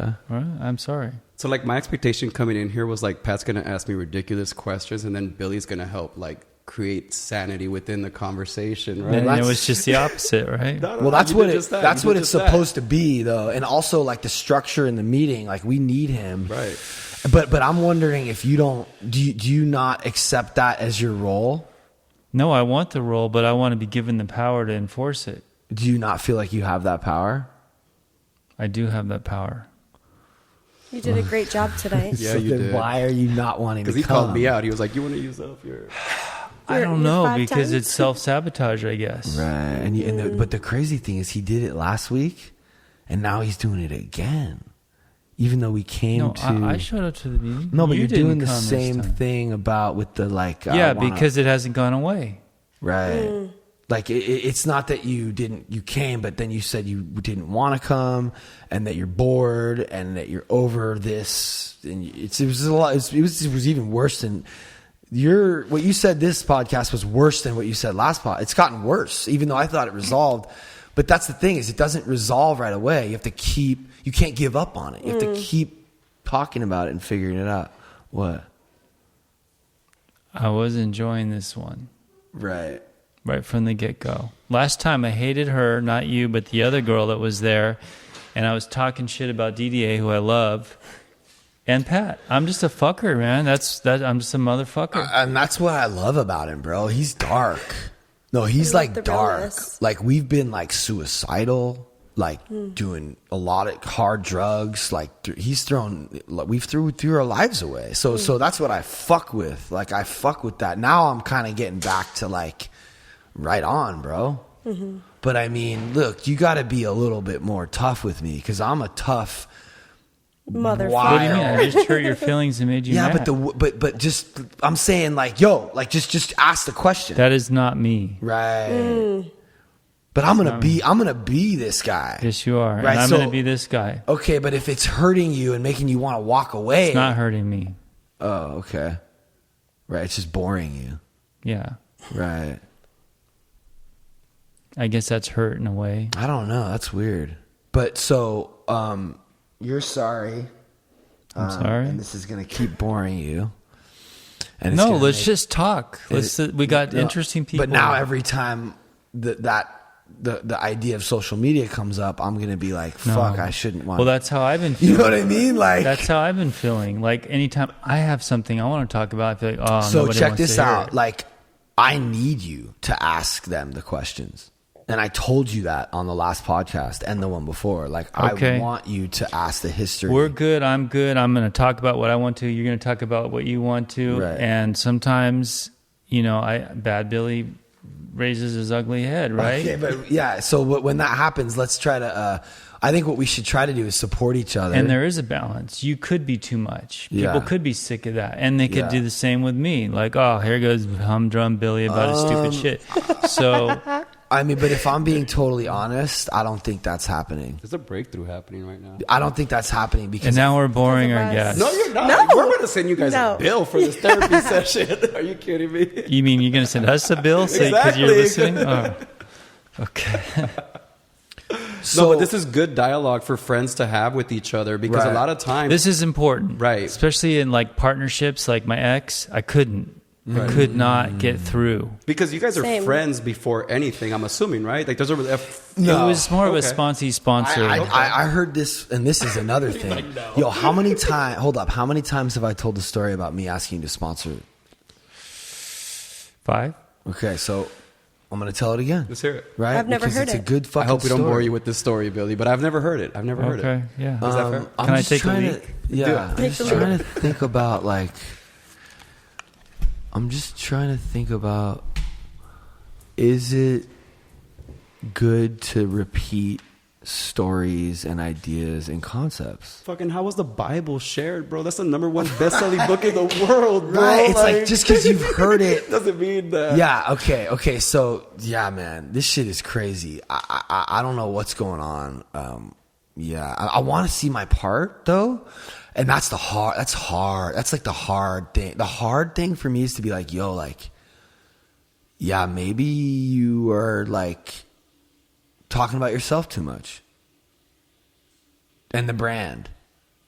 But I always want to relate what we're doing. But we're here for it because of the brand. Right. You. Yeah. So that's the thing. So like if there was no brand and no Pat, you and I wouldn't even be here. Absolutely. So I kind of want to talk about that, and then I want to relate it to you, and then see what you can add to it. Like, and I don't know. I think that there is a lot of repetition, and dude, by the time we put out a single, we're so sick of that song. Fuck yeah, So he but you would- gotta play that shit like you fucking just No. I'm saying before rocking it the first time I'm on stage. But I'm saying like we haven't even like released the song yet. And you're tired of it. Forget about performing it Yeah. every fucking night. Yeah. So I think maybe like I understand something about that he doesn't understand. And that's good for now they understand. Right. If there's a listener who's been here from the beginning, who's like, yeah, here we go again. They're talking about this. Now they understand what it takes. Because you have to understand what it takes in order to. You know what though? It's not even that I'm like consciously deciding to continue to talk about the same thing. It's just what's on my mind. And it's what's popping right now. Like if we weren't talking about TikTok, like what would we be talking about? It's one of the fastest growing platforms in the universe. Yeah, so- that the U.S. government was threatening to take away in like the most fucked up way for us entrepreneurs. Yeah. Like, could you imagine starting a business and the government is like, no, you got to sell it because you're growing too fast. That's some Ayn Rand shit. Like that's not supposed to happen, you know? So like it's relevant as fuck right now. hear what this guy's saying right now? He can catch the podcast next week. Yeah. Okay. Cool. So, yeah, that helps me, sort of like feel a little bit better because what we do. I feel like you're a lot like this. Like we're, or I don't know. Maybe you're not. So this is me. Okay. So I am an egomaniac with an inferiority complex. Right. So I'm like, bah, bah, bah, bah, bah, bah, bah, I'm going to change the world, right? And then he comes in and goes, yo, dog. And then I'm like, oh, I'm shit. I'm like nothing. Okay, but there's a middle ground. That's where we need to be. Like you're like hot, right? You have a great body, but like... And he's talking about me here. I don't know. But like, but maybe like you're not doing as good this week as you were last week. It doesn't mean that you're fucking shit, but I think that I know a lot of female like models and influencers have this problem. I know my wife had this problem, right? The problem is that we haven't learned to lose meaning like we haven't, like maybe we lost that discipline with the diet. Now we're just going to throw it all away. Fuck, it's because we're not okay with being in the middle. Like, oh, we lose a little. Okay, that's okay. It's like 2 steps forward, 1 back. 2 forward, 1 back. And the 1 back, let's not let that 1 back get us fucked, you know? I would credit our parents being entrepreneurs for fucking us up like this. But the reason I'm saying this is because he just said something to me that like triggered that critic, that part of me that's like, you're just fucking up. You're what are you doing? It's always all about you. You're making a reality show about your life. You're just this fucking self-obsessed, egotistical. You're not really I'm not fucking. But what's wrong with being self-obsessed and egotistical? No. Like, I'm just can't saying. believe my own hype. Who's gonna? Right. Okay. That's dope because that's like the hip hop shit. Right. And I am on that tip. But at the same time, I have this critic in the back of my head that's like, because my dad didn't really know how to say like, good job. Like, you're crushing it. I'm so proud of you, son. Let's go play ball in the backyard. That's not what my dad did. My dad, I brought home straight A's and there was 1 A-, and my dad go, why'd you get the A-? He was super proud of me, but he doesn't know. So I grew up with that. So we have this voice in the back of our head Billy's for sure got it. That's like kind of trying to convince us that we're worthless. Self-sabotage, which is fucked up. So that's the subconscious. So that's what that triggered in me when he said that. Right. And then but I don't want to go there. I want to go, oh, okay. Yeah, maybe I talk a little bit too much about it. And maybe we should have a conversation about when he should do the back story, or it's all good. Right. Did you guys just see the format? But I'm like still, I'm like inching into the it's all good space. Right. Cause I like am like hurt and like annoyed and like pissed and like, but also I don't think it should be, I think this podcast is a reflection of the social media, and it's a reflection of the show. It's a reflection of everything we're doing, which is it's not planned. It's real. We went on to we went right into the crazy shit, and then now we're going to the backstory. Right. Because if you were Kim Kardashian and you were fucking Kanye, Bruno Mars, which you like totally remind me of him, right? Yeah. That's my plan D in life. Is like then if you guys were those people, then we could start it off by saying, so like, where were you born? Right. But you're people that no one even knows. But I'd be like, fucking nobody even Google knows that. who you guys are. I'd be like, Google that. If I was like Kim Kardashian and you asked me a question like that, I'd be like, fucking pull up my wiki. Right. But this is real. Yeah. Real people with real problems, right? Yeah. Or real So goals. I think getting into the shit right away is good. Right. And then now they're interested. And then we can go. So I created this discipline in my work life where I do the things I don't want to do first, so that then that's out the way. So we have like emails, phone calls, fucking things we need to do that sit in our heart, right? That we keep putting off. So I've tried to create the discipline for myself where I'm like, let me do the shit I don't want to do at all, so then that's out the way. Like paying taxes, right? Like let me like not ask for extensions and just get that shit out the way, so when it's done, it doesn't live in my heart. So like, what are you doing right now? So, like, for example, like with this type of dialogue, right? Like, yeah.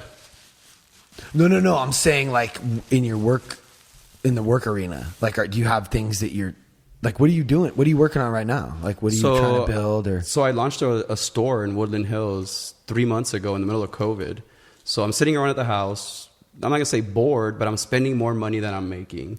And so one of my favorite philosophers in life, his name is Nipsey Hussle. He reminded me to double down. And so that's what I did, was I took my money and I opened up a retail store. And the store's thriving right now. Like, we're building culture. Like, we're doing awesome things for like local fashion designers. Like it's creating a life of its own, right? So I had to double down on myself.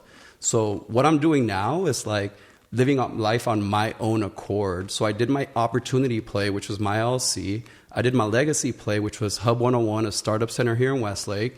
So now it's time for me to work on my passion. And like, I like being around stylish people and like wearing dope t-shirts every now and then, right? So, is that like Facts. from the thing? Nah, well, this is from my closet, but like we sell shit like Supreme. What's the store OVO, called? Milk Room. Okay, so you opened Milk Room. Yep, in Woodland Hills 3 months ago. Wait, so is it like a store that would be on like Fairfax? Totally. But it's in the valley. Imagine that. And we're It's fucking killing And it. they're fucking crushing it during a That's- pandemic. Right. What's That's good? genius. And we sell nothing online, right? So the universe was like, oh, you guys should sell online. I'm like, fuck that. Hold on, what about Network?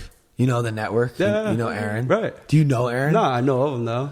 Yeah. Would that be someone that you would? That'd be dope to like get to know that person and work with them. Yeah. Yeah. I'm just wondering how you could like where I like would love to connect you. Yeah. No, let's do it. But like I'm just But I sustain my curious. life with revenue streams. So what ends up happening is like long gone are the days where I make my money one way, right? So like if you had to rely on your video production to sustain your life, COVID just fucked all that up, right? So then the goal as an individual is like, let me build out multiple revenue streams, and some shit I might not even be passionate about, but I just see the opportunity there, right? But like, let me contribute to that success, and I might have to do things I don't want to do, but it aligns with who I am morally. Like I'm not crossing any boundaries that make me uncomfortable. So yeah, that's what I do. I build revenue streams for myself so that I don't ever have to work 40 hours. Wow. Which sucks because then I feel like Atlas, like the world is on my shoulders, but that's the role I've chosen to play. But like how are you finding people to run? You obviously can't do all this yourself. Right. So what So are my you? strength lies in my network. So how you are about certain social media platforms, I'm that way about my Twitter and my LinkedIn accounts. So like LinkedIn, I'm able to connect with like CEOs and So big you're executives. like really good at connecting. Totally. So like I'm not gonna say I'm a big deal on Twitter, but like Twitter fucks with me. What's your Twitter? So it's Greg Metro, but like on Twitter, I'm able to connect with people that matter to me. So like in my world, like connecting with venture capitalists or with early stage startups is like my bread and butter. So I'm able to go on a platform like Twitter, shoot out a tweet and say, who's looking for a mentor or who needs somebody to bounce ideas off of? And then like I have an open calendar. So like my calendar lives on the internet and people can like schedule 30 minutes to talk to me. So at Greg Metro? Yeah. Or? So like that's where my like strength Oh, here we lies, go, right? here we In my go. network. So yeah, I use adult platforms like Twitter and LinkedIn to help me leverage relationships. And now Yeah. I use Instagram as like my phone book. So instead of me getting your phone number, like let me just get your handle so that like You ever see me on Twitter? oh yeah. No, not on Twitter. Everything else, yeah. No, on Twitter. No, you on Twitter? Yeah, bro. Oh, nice. I mean, I'm like, it's just crazy, bro. You're literally, your strengths are all my weaknesses. Finding people, Twitter, LinkedIn, like all that shit. Right. It's a fucking, it's like it's just, I'm out here going through, like, I made like a post about, yo, we need help. And Danielle's trying to like sift through all these messages of all these like, just like kids that are just, who the fuck knows how they're going to help. Right. It's a mess. Like, you know what I mean? Like, I'm not doing it the right way. So my you know? attitude was I'm super lazy. So how I bring my team on board, like when I was managing bands, CSUN has like one of the best music business programs in the country. So I'd go speak at CSUN. Hold up, you manage bands? Yeah. So I'd go speak Greg. at CSUN and walk into a room and I'd be like, who wants to be a publicist when they graduate? And then hands would go up. Who wants to be a booking agent when you graduate? Hands would go up and I'd be like, cool, follow me. Like I'm giving you that role now. So hold up. I love it. What? I just love it. What I fucking love it. What he does? Yes. Yeah, he's the shit. Jack of all trades. Like, No, yeah. Just Master of none. choo. But like, it's just crazy that you're here right now because, That's genius. yeah, it's just like, I don't know how available you are, or do you know about playlisting on Spotify? Bro, that's how you pop So off can on I just Spotify. like give you money right now? Hyper Crush just put out a new single that has 26,000 plays on Spotify, and we have zero push. We have 60,000 unique listeners every day on Spotify. We have millions of views on. I mean, we're kind of an older band, but like, Jesus Christ, like, can we get like Wait, a is Hypercrush little... vintage yet? Because low-key, I think we have a size medium Hypercrush shirt for sale at Milk Room. Really? Yeah, it just went on our. But would you be interested in possibly trying to help us out, or? I'd help you just because I can. No, but I need like legitimate, like real help. Like, we have 2 more videos. You should see this video we have ready to go for this next single. Have you heard of RPM? 1 RPM? Yeah. So we're with 1 RPM. They're like doing Your label. They're like a online. They're like a AWOL. Okay. You know AWOL? Mm-mm. No. Are you talking about RPM group, like Renee? I was thinking about the record label. So are these people like more like helping you push the Like marketing end of you know it? what like TuneCore is? Yeah. Like AWOL, 1 RPM. These are companies that like will get your shit on. I guess they're like I don't even know what you call them. They're Distributors. Like, yeah. So that's how I got my start in music. This company called Ingrooves Fontana. Okay, bro. We were with Ingrooves. Right. They gave me a distribution deal, and I had no label. I was touring around with Tech Nine. Tech Nine is like this rapper out of Kansas City. Yeah. Most independent rapper ever. So, dude, but Ingrooves they fucked us. They're like they don't even really exist anymore. So they got acquired by Fontana. Yeah. So Ingrooves bought Fontana, who I was fucking with, like working with. So they gave me a distribution deal. So I was like, wait, I'm like this tech guy. Like, what are you giving me a distribution deal for? And they're like, because you can reach streets that we can't. So then my business model was like, let me go talk to that rapper selling 1,000 to 5,000 CDs out of his trunk and give him a distribution deal. Mm-hmm. And that just became a bread and butter.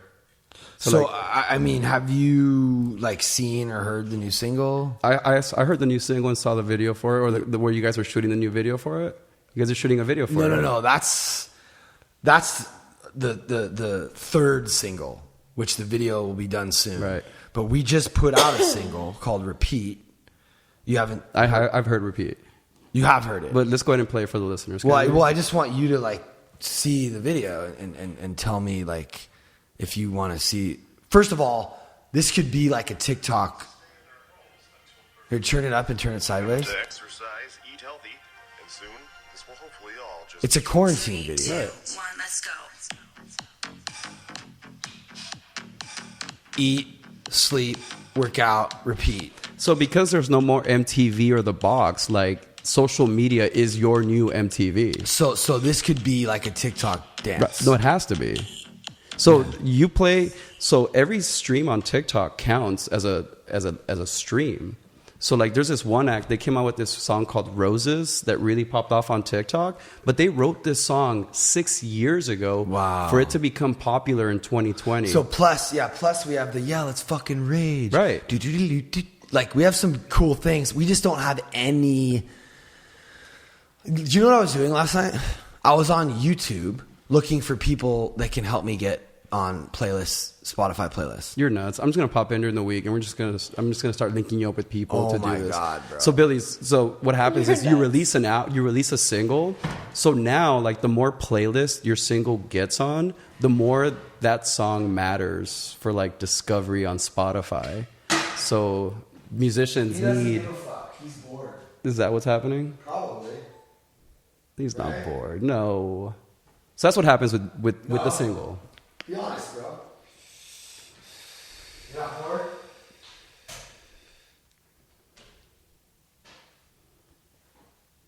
Go ahead. So yeah, that's what happens. But in answer to Pat's question, am I for hire? Nah. So wait, what are you working on these days? Just school right now. Okay. Yeah, just busy with school, staying focused, therapy. Yeah. So why nursing? So my goddad is a plastic surgeon, and I got the idea I love beauty, and at a young age I loved like Botox and all of that stuff. So I was like, you know what? If I'm going to open up my own med spa, I'd rather be the nurse on board and like not pay somebody and collect that, and bring home all the money. So yeah, and I love helping people. So if it's not the beauty field, then maybe in the hospitals or something one day. But yeah, or both. Right. So are you dating during quarantine? Like, how does that go down during quarantine these days? Yeah, no. I'm actually single. Dating is actually really weird for me. I'm not like an app type of girl like Hinge and Bumble. So weird because I'm a very organic type of woman. All my boyfriends, well, not all of them. I've only had like 4, but they've been like through like school, and they've been through like meeting somebody of, you know, a friend. And, you know, I just got diagnosed with a disease called eosinophilic asthma disease. And so it's been really difficult for me with COVID, because it's like I can't really be around a lot of people because, you know, I could possibly die because it's a lung issue. So yeah, dating's been really weird. And could you elaborate a little bit on what that is? Yeah. Just curious. Yeah. What is So, eosinophilic asthma disease, it's in your blood, I guess. And so I've been to like 13 different specialists the past 2 years. When I first came down with a cough, I thought it was just a sinus infection. I got back from Belize with some of my family, and I was like, oh yeah, I'm good. Like, I'm going to go get a Z-Pack. Like, I'll be fine. Well, that cough turned into like a cough and a sinus infection and strep throat, and then a rash all over my body for months. And no doctor could really figure it out. They just put me on different antibiotics. And I was my own doctor, and I was like, this is not right. Like, I'm waking up, I can't sleep, I can't breathe, my chest is tight. And they're saying, I went to like 3 different pulmonologists and a rheumatologist. They thought I had lupus. They thought I had allergies. I don't really even know really what eosinophilic asthma disease is, because when I was little, I didn't even have asthma. I had no, I played soccer, I played softball, I played all these sports, and nothing. I've never had an inhaler in my life. So they're saying it's always been in my blood. But I kind of did some research, and it said when you have like some trauma that happens, and it stirs it up. And so I believe that when I went with my family right after my dad passed away, it was like I got a sense of like calmness and stillness in my life for the first time, because I was so anxious. And I think it just stirred up when I got home and like realized like I have all these responsibilities, and like I have to take care of all of these businesses at age 23 back then. And I think it just like stirred up, and it just, my white blood, I mean, I had cancer as well back in when I was 21. So I had uterus cancer. I'm almost 6 years free of cancers. Thank God. Is it called remission? Yeah, remission. You look like a picture of health.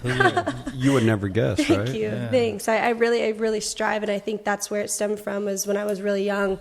I got diagnosed with cancer, but I've always been into the fitness world because of my dad, and we owned a gym, Balacor Fitness, up in Valencia. And so my family's always been very healthy. And so I think just when I had cancer, it just stemmed just to continue to just, that healthy lifestyle. I had to go pH water all the time. I had to, go clean food and really be mindful about what I was putting into my body. And so, yeah, I just... After you were diagnosed, you mean? Yes, after I was diagnosed. Yeah, me too. Yeah. I have something, and I eat super clean except for... I see you eating your pineapples over there. The vape, yeah. Yeah. But, yeah, so I think, it just... There's no real answer to, like, what eosinophilic asthma disease is. Is it viral? I don't know. Good question. If it's in your blood... yeah. I have to do injections in my stomach every week, so... What's in the injections? Antibiotics, yeah. Antihistamines, yeah. steroids. It's for inflammation in my body. Steroids. Yeah, steroids, pretty much. They had me on prednisone for 2 years. But yeah, so it's just figuring it out. You're such a warrior, like, to deal with all that, right? At such a young age. Yeah, like, I mean, that's rough. Yeah, it is. It's not it's good been on your body either to have. Not at all. It's actually been, this is so fresh too, because you guys were talking about, your suicide and all of that. And like, I was just like, Lord, like, man, I don't know if I could take much more. You know what I mean? Like, I've seen like a lot of fucked up shit in my life that, I'll be 26 in November. And, I'm just like, and I'm still standing. I still wake up in the morning, and like, God still handed me this disease. And I'm like, I'm so fearful of needles. Yes, I have tattoos, but that's a little bit different than injecting yourself with something that's numbing your whole body for 3 hours, like every week.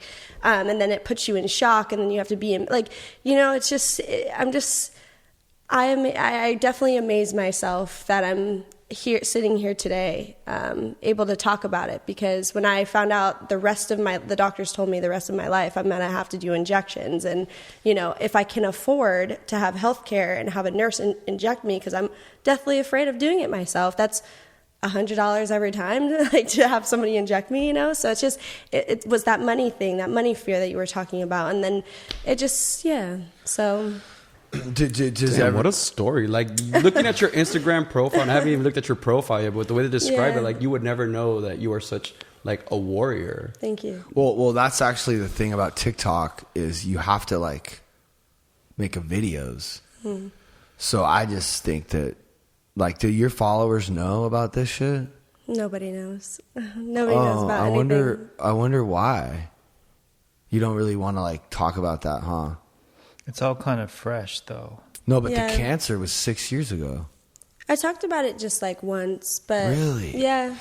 I mean, like, it's all good either way. Yeah, like, do your Because surviving cancer, like, that's but like a warrior thing to do. No, I just feel like that could help a lot of people. Right, For totally. sure. And I just think that, and not only that, I think it would help you. Yeah. But it's hard, I also think, because I have a chronic illness as well, and I thought it was going to take me out. And weird enough, that was when I had the most peace. And that's when I changed as a person, because I thought, well, I might not have tomorrow.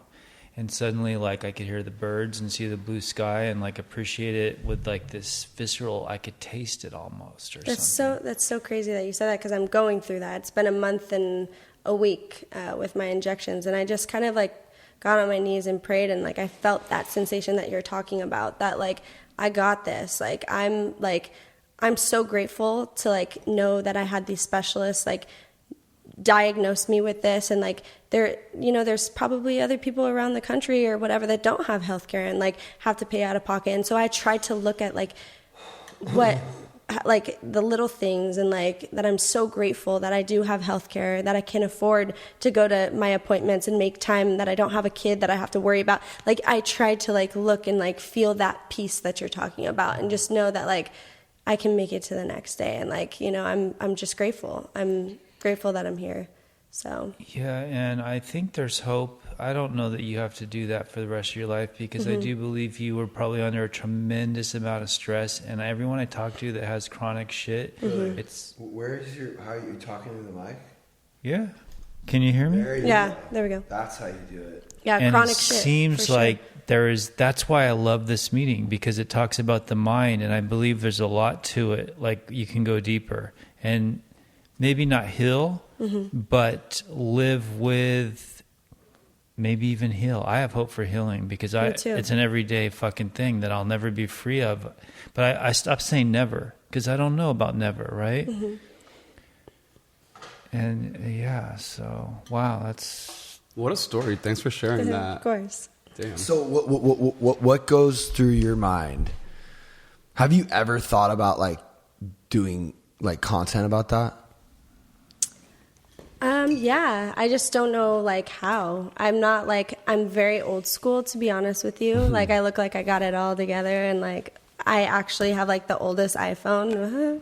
But Is yeah, that a like, home button? No. Yeah, that's a home button that you're seeing, Greg. Well, yeah, I just, like, I think I've exhausted so much of my energy, and that, like, right now I'm just, like, in this space that there's so many brands and, like, that are reaching out and, like, want me to model their stuff. Have you ever just felt exhausted and, like, you're just like, so, like, that's where I'm at. Like, I'm like, oh, TikTok came out, like, maybe a year ago, or, like, however long ago, but I'm just like, another thing, like, and, like, I feel like what I need to, like, I don't know, for me right now, like, I would love to. I would like just like you're confused, like, you don't know who to reach out to, like, LinkedIn and this, and, like, he has all these answers. Like, I'm just a one-man show. Like, he has you to show him TikTok. Like, I don't. So check this out. I don't have that. So check this out, though. Here. This is the whole. This is the whole thing. This is, like, what we were talking about earlier, and it's like everything. It's this idea that we think it has to be like perfect. Yeah. Yeah, I think that's what it is. But it like doesn't. Right.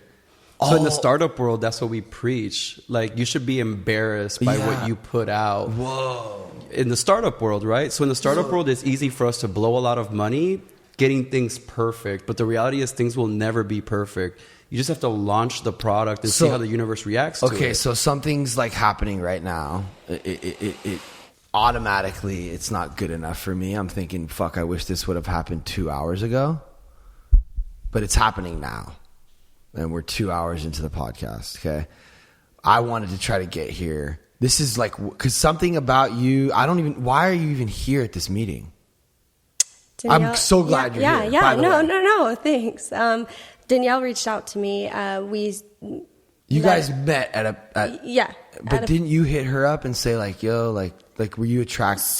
So you guys, she posted the first time that you guys were going live, and I said, oh, what is this about? Right. I said, is this an AA meeting? Because like my friend has involved me because I love being on her journey, like listening to people like have like 5 months or even like 3 days, because like my dad struggled so hard that I prayed that my dad would make it to the next day, you know? And so like, I feel like when these people like tell their stories that they made it to like day number 3, like I find so much joy, and like I love cheering on these people that are strangers and like listening to their stories, you know? That's like so funny. I kind of do it for my dad because I'm like, I wish so badly that like he would have had this. You have no idea how many women hit me up saying exactly that.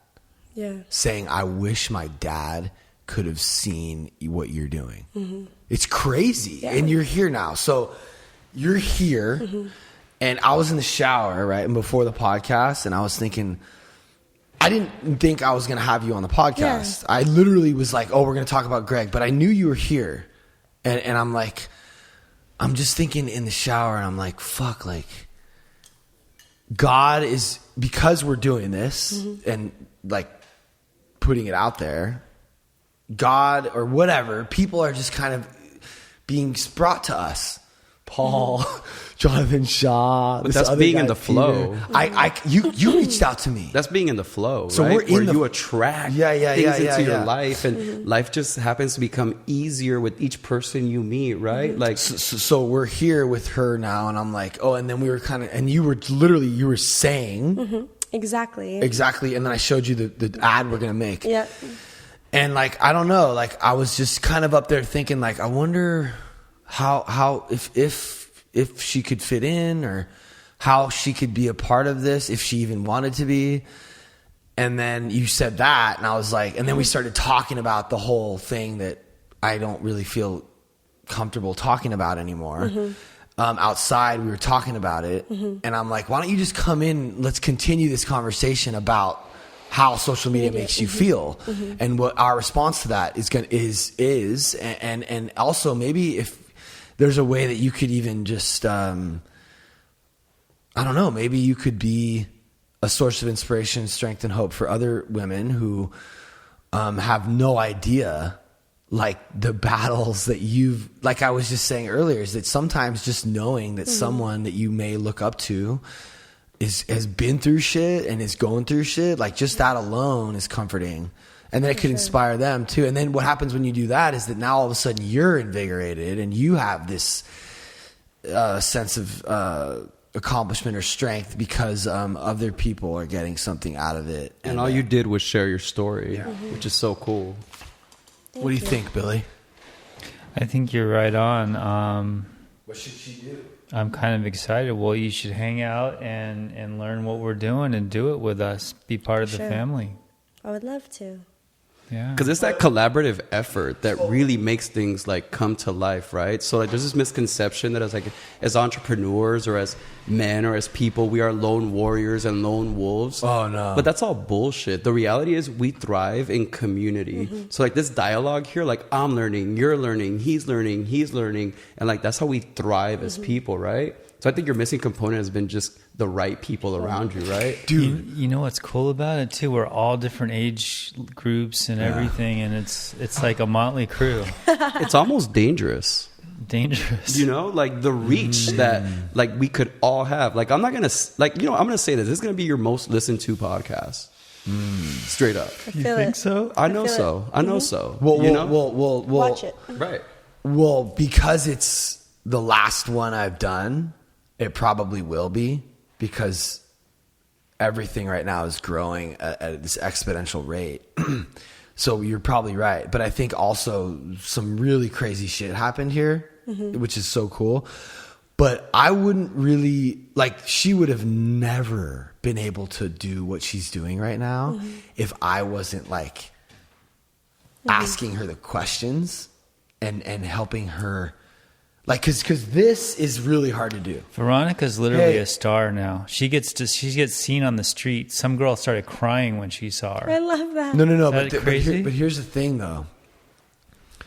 It's like, it's not as big as some other influencers, okay? But it's touching people in a different way. You know what I'm saying? Because it's not just, oh, you got like rock hard abs and you're funny and you're good at You're not dancing. selling me pranks. Right. You know what I'm saying? Like, this is real life. Yeah, and then and it's touching people in a much more like a much more deeper way, and then people they get triggered and they get mad and they get angry, or they get like touched. But you want to stir emotion in people, right? Yeah, Like, that's as a brand, yeah. like, my goal is to like stir emotion in you to go buy my product, subscribe to my channel, or take action, right? Yeah, and that's what we're doing. And I think if you're just like around, and you're like willing to just kind of like be honest, we can help you.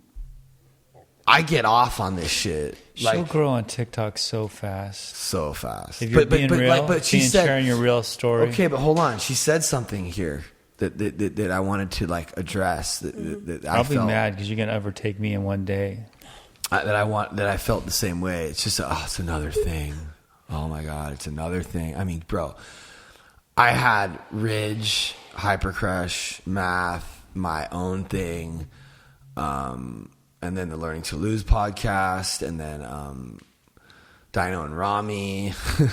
I had like all these different accounts. I mean, that's not even to mention the Local Legends thing and the Ridge Models and the Ridge Beauty. I mean, we're talking about like A roster. 10 or 15 different accounts on Instagram. You made me cry because of Local Legends, by the way. Really? I like Local Legends too. So Yeah, there's Troy this came in the man other that day. means the world to me, and his name is Tim. Oh and my I thought that I was the only one that loved Tim. Like, Tim was the kind of guy where, like, I'd see him walk home at 2 a.m. Like, I would tell my date or whoever the hell I was with, like, get in the back. Tim's riding shotgun. Tim's riding front. You know what I'm saying? And he'll get in your car and Right, just, and he was people a had like dude- this Timmy- misconception of him. He has multiple sclerosis, so he had the shakes. He had recovering drug addict. he had battles. He could barely see. He had like a glass. Right. He almost looked like his eyes were long hair. He looked like Jim. He looked like Jim Morrison Right. if he had stayed alive, Yeah. and just like. So I thought I was the Drugs, only like- one that understood Tim like this, because Tim to me wasn't a drug addict. He was somebody that was suffering from like health issues, right? But the rest of the world would be scared of him. So like there were instances where he'd get picked on at local bars, and like me and my crew would be there to like defend him, and my crew would be like, "Why are we defending this guy?" And I'm just like, "Bro, it's just like God puts people in our path." So when you dropped Tim's video, like, it brought me tears of happiness, and like I'm not one to cry, you know, but I was like, Really? damn, somebody sees my boy the way I see him. Do you remember was it the one on the Aerosmith? Bro, so like I can't listen to that song without. So Tim, long story short, was crossing a street he's crossed every day for like 100 years and got hit by a car. Yeah. So then Pat posted R.I.P. Tim, and I'm over here like, wait, what? Oh, Like, you saw it like right, after, right? See, that's the crazy Because Tim, you would thing. see him every now and then. But he didn't see the video till years after I made it. He died, and I threw out a swipe up. Yep. Yo, I made this video about dude like years ago. Right, and I have a math Crossing hat. I don't know how the hell I a got red a math. light, or was it green? Someone just So Tim was crossing the road, headed to Starbucks on Canaan and I've Thousand seen him Oaks. there before. Yeah, And as he was walking, he got hit by a car, and then he went to the hospital for a few weeks to like deal with the trauma from getting hit by a car, and then that's where he died. Let's check it out. Let's give Tim a little. This is Timmy. Is this the one you saw, or was it the other one? Because there's two. Blue Johnson. watch me get tased for the Aerosmith song. I love that you just like threw the mic there. My friend, she was on Baywatch. How'd you meet her? I'm at her at a bar. It's all good. We're just She has showing. to drink. I don't want to miss a thing. That's my favorite Aerosmith song. We're showing Delaney and Greg this local legend video. It's like a series I did and spent you know how much time and money and resources I put into these videos? For what? You know? I mean, they're one of my favorites out of all the things. Troy came in here the other day talking about Bottom line, I'm operating in the divine flow. the divine flow. In the grand scheme of things, it's like operating in divine flow, the flow of life. And I'm in it from a divine nature. So therefore, Like Troy came in here yesterday talking about it's just a good telling state me of what mind I should be to be doing, in. making Try to be that these teachable. documentaries. 'Cause I don't know shit. Troy, Oh, instead of I'm a work in progress. everything I'm doing. And can't you do both? my life doesn't suck. You want me to do it? Maybe not right now, but I think building He a said following. this was his favorite song. So like karaoke, he was like a DJ. But like we got the red in the back of a truck. I mean, this was a whole production. Right. And there's a part one where, but getting him to talk like is not easy. Like getting someone like that, it was. Right. And I went in his house, in his room, because he grew up next to my grandma. He grew up right next door to my grandma. I mean, he used to go visit my grandma. I've known this dude my whole life. We have a little bit of a different relationship. So to me, your local legends video is when I realized that Pat Ridge had a big heart that was bigger than him, right? Because you the people didn't- he was highlighting, it could have been easy for him to talk to like that super banging girl that's half naked on a platform, right? Well, but Trip, though, we did that too, though. But when I did that, I was asking them questions about them. I wanted to. The goal for the Ridge Models series was to figure out what they deal with and how they're struggling as influencers, and are they being objectified? Do they feel like they're not supposed to be objects? And sorry, but No, it's all good. You were saying. But thank you on behalf of the universe putting that video together for my friend Tim. I was just telling Billy, like, for what? You know how much time and energy. You know, you bring something up after you're done. I want to ask. For what? But it's cool to have that. It's like some punk rock. It's like some shit that like is underground that only Only cool. a few of us will understand. And that's dope. I'm cool with that. That's art. I was trying to sell that series to Vice. I wanted the local legends thing to be like this thing that we could do in every town and tell the story about the guy. Every town has a guy that's just fucking. Yeah. Who is that guy? We see him everywhere. But the I have one local in legend, Valencia. the theme of local legends is it was finding inspiration and hope and strength in like the worst situations. Right. So it's kind of more of learning to lose. Well, thank you know? for highlighting somebody that means the world to me. What were you going to say? So, do you mind if I ask you a couple questions about that? So, you're a model or an Instagram? He says you're an influencer. Are you a model? So I was in modeling and acting when I was younger, and then I went off to college. My modeling and acting career was more around, I want to say like 15 to like 22. I was in Disney, I was in iCarly, CSI Miami, Zoe 101. I have my own cartoon called Happy Monster Band that I did for a couple years, many Black & Decker national commercials. But then I really like focused on like school, and my modeling came in when I went on tour with my brother and he did music, and I started my clothing brand, and I was like, oh, like I guess I can get back into the, camera scene. And I started modeling my own clothes because I couldn't really afford other models, and I would find my friends and they would help out. And And then I had, once, I started launching that, I had other brands reach out to me and, ask if I could model for them. So kind of just flowed that way. But All right, here comes the personal shit. You okay with that? personal shit, bring it, baby. Really? Yeah, let's go. Because I'm going to ask some things. Let's go. Okay, well, first we'll go with the easy stuff. So what, do you feel objectified, or how do you feel about that? Are you like putting it out there? Do you like the attention or not like it? Or sometimes you do, sometimes you don't? I mean, obviously all the boys are looking at you. I mean, just the way you're dressed. I mean, you can't help it, right? Yeah. Brings us all to the yard.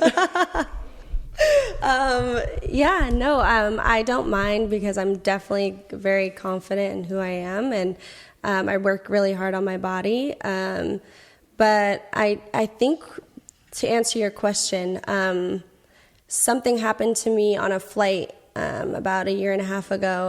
I was sexually assaulted on a Delta flight, and that kind of like striked because I put on my platform on Twitter and on Instagram, what happened to me. And a lot of the comments were like, well, it's because of what you wear.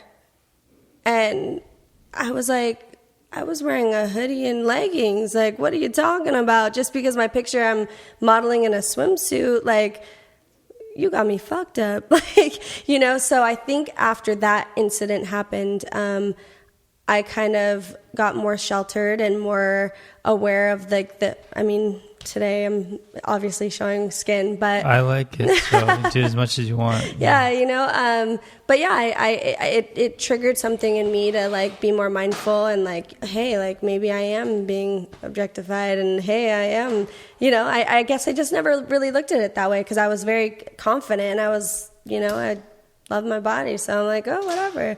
But yeah, I think when that incident happened, for sure, I backed off. Like, how bad was it? Seems like an airplane's pretty public. I mean, how? Yeah.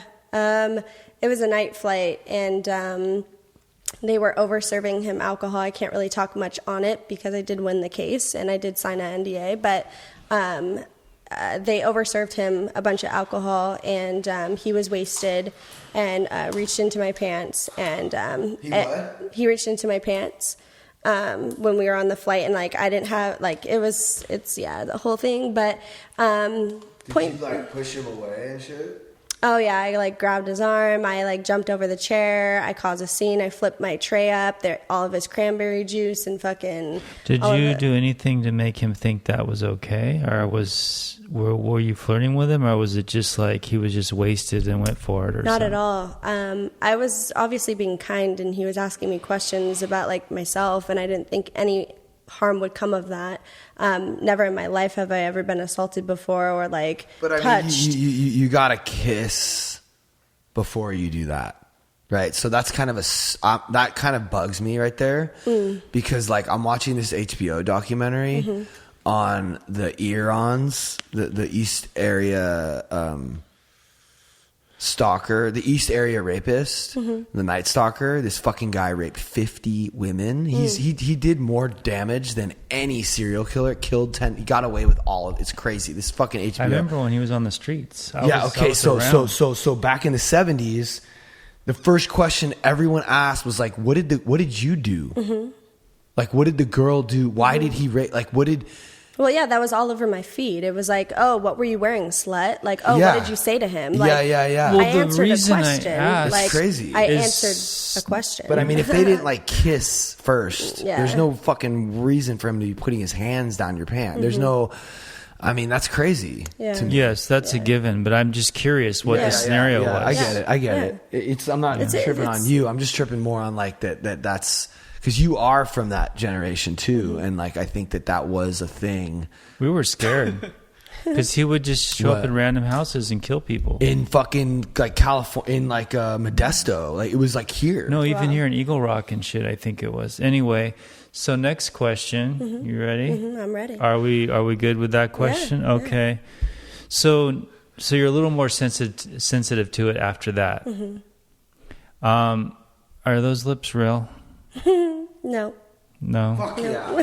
No. See, that's dope though. No. Dude, we need this. Yeah. No. We need more people that are willing to be like, yeah, like I got a couple. Transparent, I got a yeah, couple for little sure. things done. Like it's all good For me, It's all good. Yeah. You're like you look great. It's what you. matters is inside, yo. Like Thank you. Yeah, no, for me, I like I said earlier, I was at a young age. I was around since my goddad's a plastic surgeon.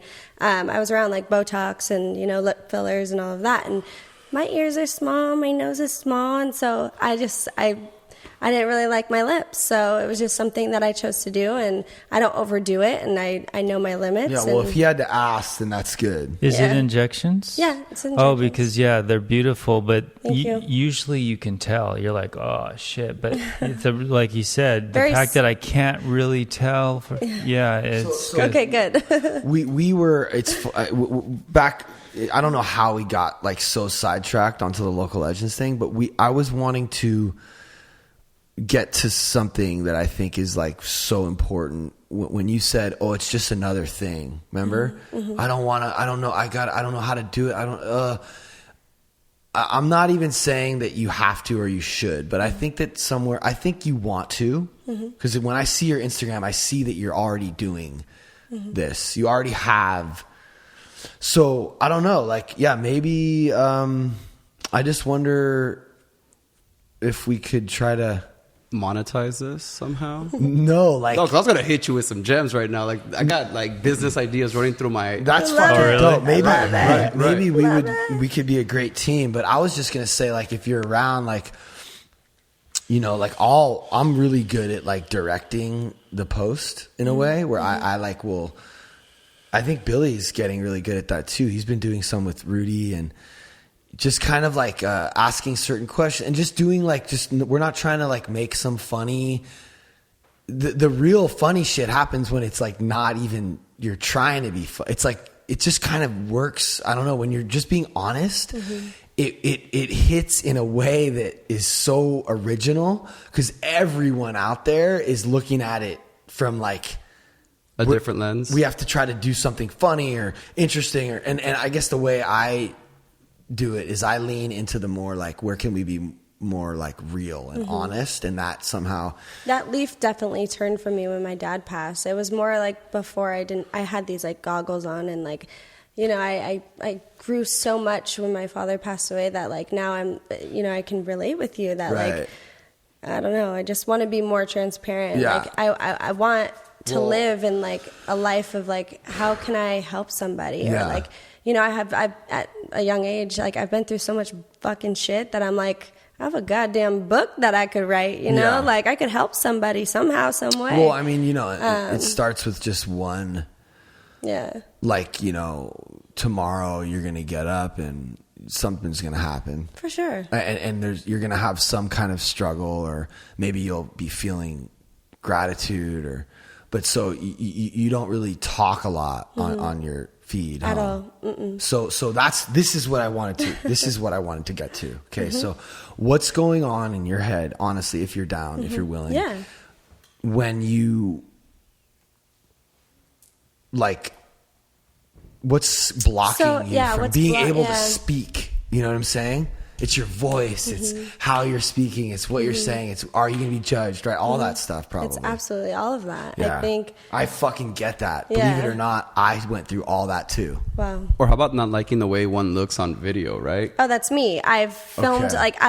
okay, I'm going to do these workout videos. And then I'm like, okay, I'm going to talk. And then I judge myself. I sit there and I'm like, gosh, like 50 times. And then I'm like, okay, I'm just going to get my workout in, fuck it. And then I just don't even do it. And I give up. Like, it's totally fine if you don't want to do this, Yeah. but would you be down to just like do a quick post right now? for sure. Okay, cool. She's totally willing. I No, I know, I can love just it. see Okay, She no, wants but to. this is how easy. This is like She's how like easy. dying to get it out. Okay, so look, this is.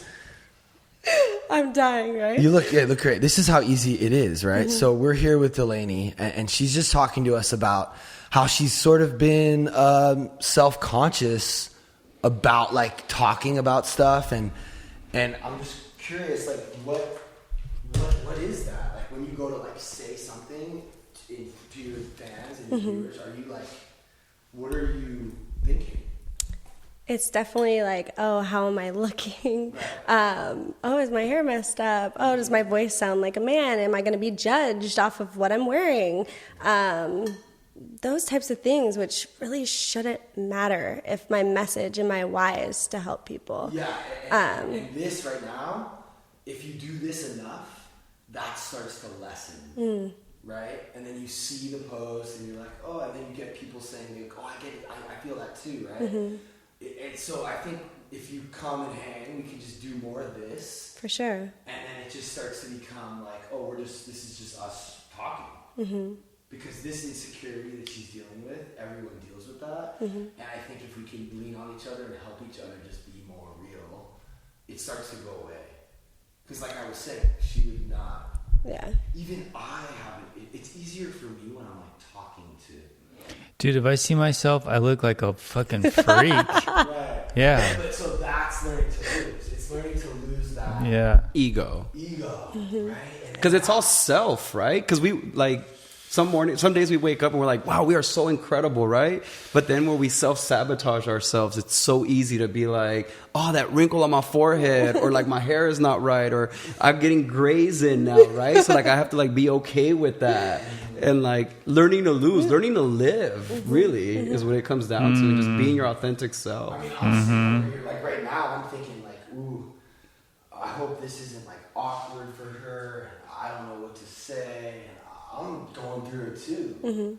But it's this weird kind of like, fuck it. Right. I'm so fucking done Fuck giving it. a shit. Right. You know what I mean? And That's a level up. And I think you just being around this For sure. will help you. And then if you're into it, we'll start. You have a page already. And I don't know. He was teaching me to You posted right before that. this, yeah. On hers, and I added all of us so that we can. So like the first minute of that would go on TikTok because they only have a minute. You can only do a minute. So then you're not recording straight from the platform. You're going into video, and then okay, noted. Yeah. See, so I'm making the mistake of like going straight to the platform. Because also like we're bringing. So I'll bring this into Premiere Rush and I'll cut out the silence, the gaps. Sometimes I just like upload the video. But man, it's how dope is this? Like, if life is a simulation, kind of a motivational speaker or something, because you got that energy and you got all that experience. Thank you. Yeah, I'm just trying to keep myself like a better Gary V. Thank you. But no, community. Can you see how community levels one up? Oh, for sure. And who like we choose to surround ourselves with? So if you're around, and I think we could have some fun with it. I kind of get a kick out of like trying to help people blow up off of our thing. Like, cause if you're just around, like even Billy now has like 6K. Danielle's got like 20K. Like Veronica's got like 200. I got like 330. So we're all, and the people that fuck with us, like they keep getting introduced. Like we just introduced Rudy, and I just like making it a bigger, because like you could do it on your own. You know what is a cool byproduct? But being a part of this will help you. All our people will just start jumping on your thing, and then you can turn your thing into your own thing. So I'm fucking all for it, and like I don't know, we'll see. I basically like I you know, the invitation to like, you know, you are the network. You know, well, there's a whole thing here happening, you know, and it's exciting what's happening. Yeah. Like you can feel magic. But the thing, I mean, I hate to be the numbers guy again, but I mean, it's, you know, like the 330,000, that's pretty serious. But like the cool part about that is that happened in like 6 months. Wow. So I've been like, sleeping on this. We're about to start fucking with the millions. Because I've been promoting TikTok for like a year and a half and reminding my brands that I work with that like it matters, and it's like it's a swell. So like the swell is what creates a wave, right? So like a year and a half ago, like TikTok was that swell taking place. That's now because their algorithms are just so good so compared to other platforms. Like YouTube's algorithm is the worst. Like you watch one surf video and YouTube thinks that's all you want to watch. Where like TikTok, it's like they fucking know me. Like the Chinese have more info on me than I know. Yeah, it's just Delaney Luh. ELANY LUH. Okay, so it's Luh. Mm-hmm. Were you saying la? Oh, it's D_la. It's Yeah. the same as your... Okay, so the first thing I would ask you is, why are you private? I don't know. Oh, did you I didn't make set it up? I just set it up. You wouldn't... Okay, so yeah. So anytime I see private, I just don't even mess with them because I'm like, I'm not going to No, follow but you when I that's- haven't seen All right, your so go stuff. into your settings and let's fix your private. Right. So I'm gonna assume it's me, and then we go here. And then, I mean, we're doing so... Because the thing about... You're not a private. I mean, not how private. else are we going to... I'm not private. TikTok? Are we talking about? Yeah. This. Oh, you're liked. Oh, so you don't have a video up yet. I have. We just did We one. just did one. So Like- let's post it Oh, we didn't post it? if you're down. You don't? Do you care? No. So you don't even care. I don't care. That's the best place to be at. Okay. No, I don't know what I'm doing. Okay. Yeah. No, we're right here. So we're gonna go live with Delaney's first.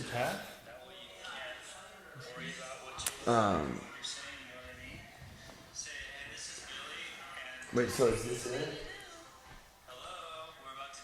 Oh no, that's a fake one. A fan made that. Whoa! You're like that's like a big deal. No, it is. That's like pretty crazy. Oh wow. What do you mean? Did you know that you can become... Do you know that if you have anyone else making an account that's yours, that's one way you get verified? Really? I have Well, yeah, like that's 13 of the TikToks. Yeah, that so people you made need of to... mine. This is fucking dope, dude. I'm excited. Yeah. I'm excited. Yeah, I have a lot of like Instagram like fake Yeah. things too. I mean, look, I genuinely think that you have... I mean, we didn't even get to her story. And I was already like, yo... Sold. You're probably here for a reason. Right. And yeah, it's cool, man. And I don't know, we'll see what happens. No expectations, but I'm just saying, like, you know, anyone who's here, you too. Like, what's your handle Greg Metro. on TikTok? Everything. Fuck yeah. Consistency. So we're gonna see where this goes, and our whole And my thing, retail business has gotten business because of TikTok. So what ends up happening is you post something on TikTok and you end up on the For You feed for people within your neighborhood. Oh yeah. So like my store, our TikTok is like what drives us business. Fuck a Facebook ad. Post a TikTok on the new gear we got. Yeah. And then that kid who's into Supreme and Jordans and Yeezys is scrolling through their feed, and then we come up because we're in the same neighborhood they're in. Yeah. I'm really excited about we do this, like we have people on like multiple times, and you know, people start to become a part of the thing, and we'll hopefully have you guys on again. And I'm excited to hopefully, I mean, I really could use Let's get it. I'm your neighbor. Yeah, and then also Delaney, this is pretty cool, and thanks for coming on. This might be one of the longest ones we've ever done. I'm sorry for being mean to Pat.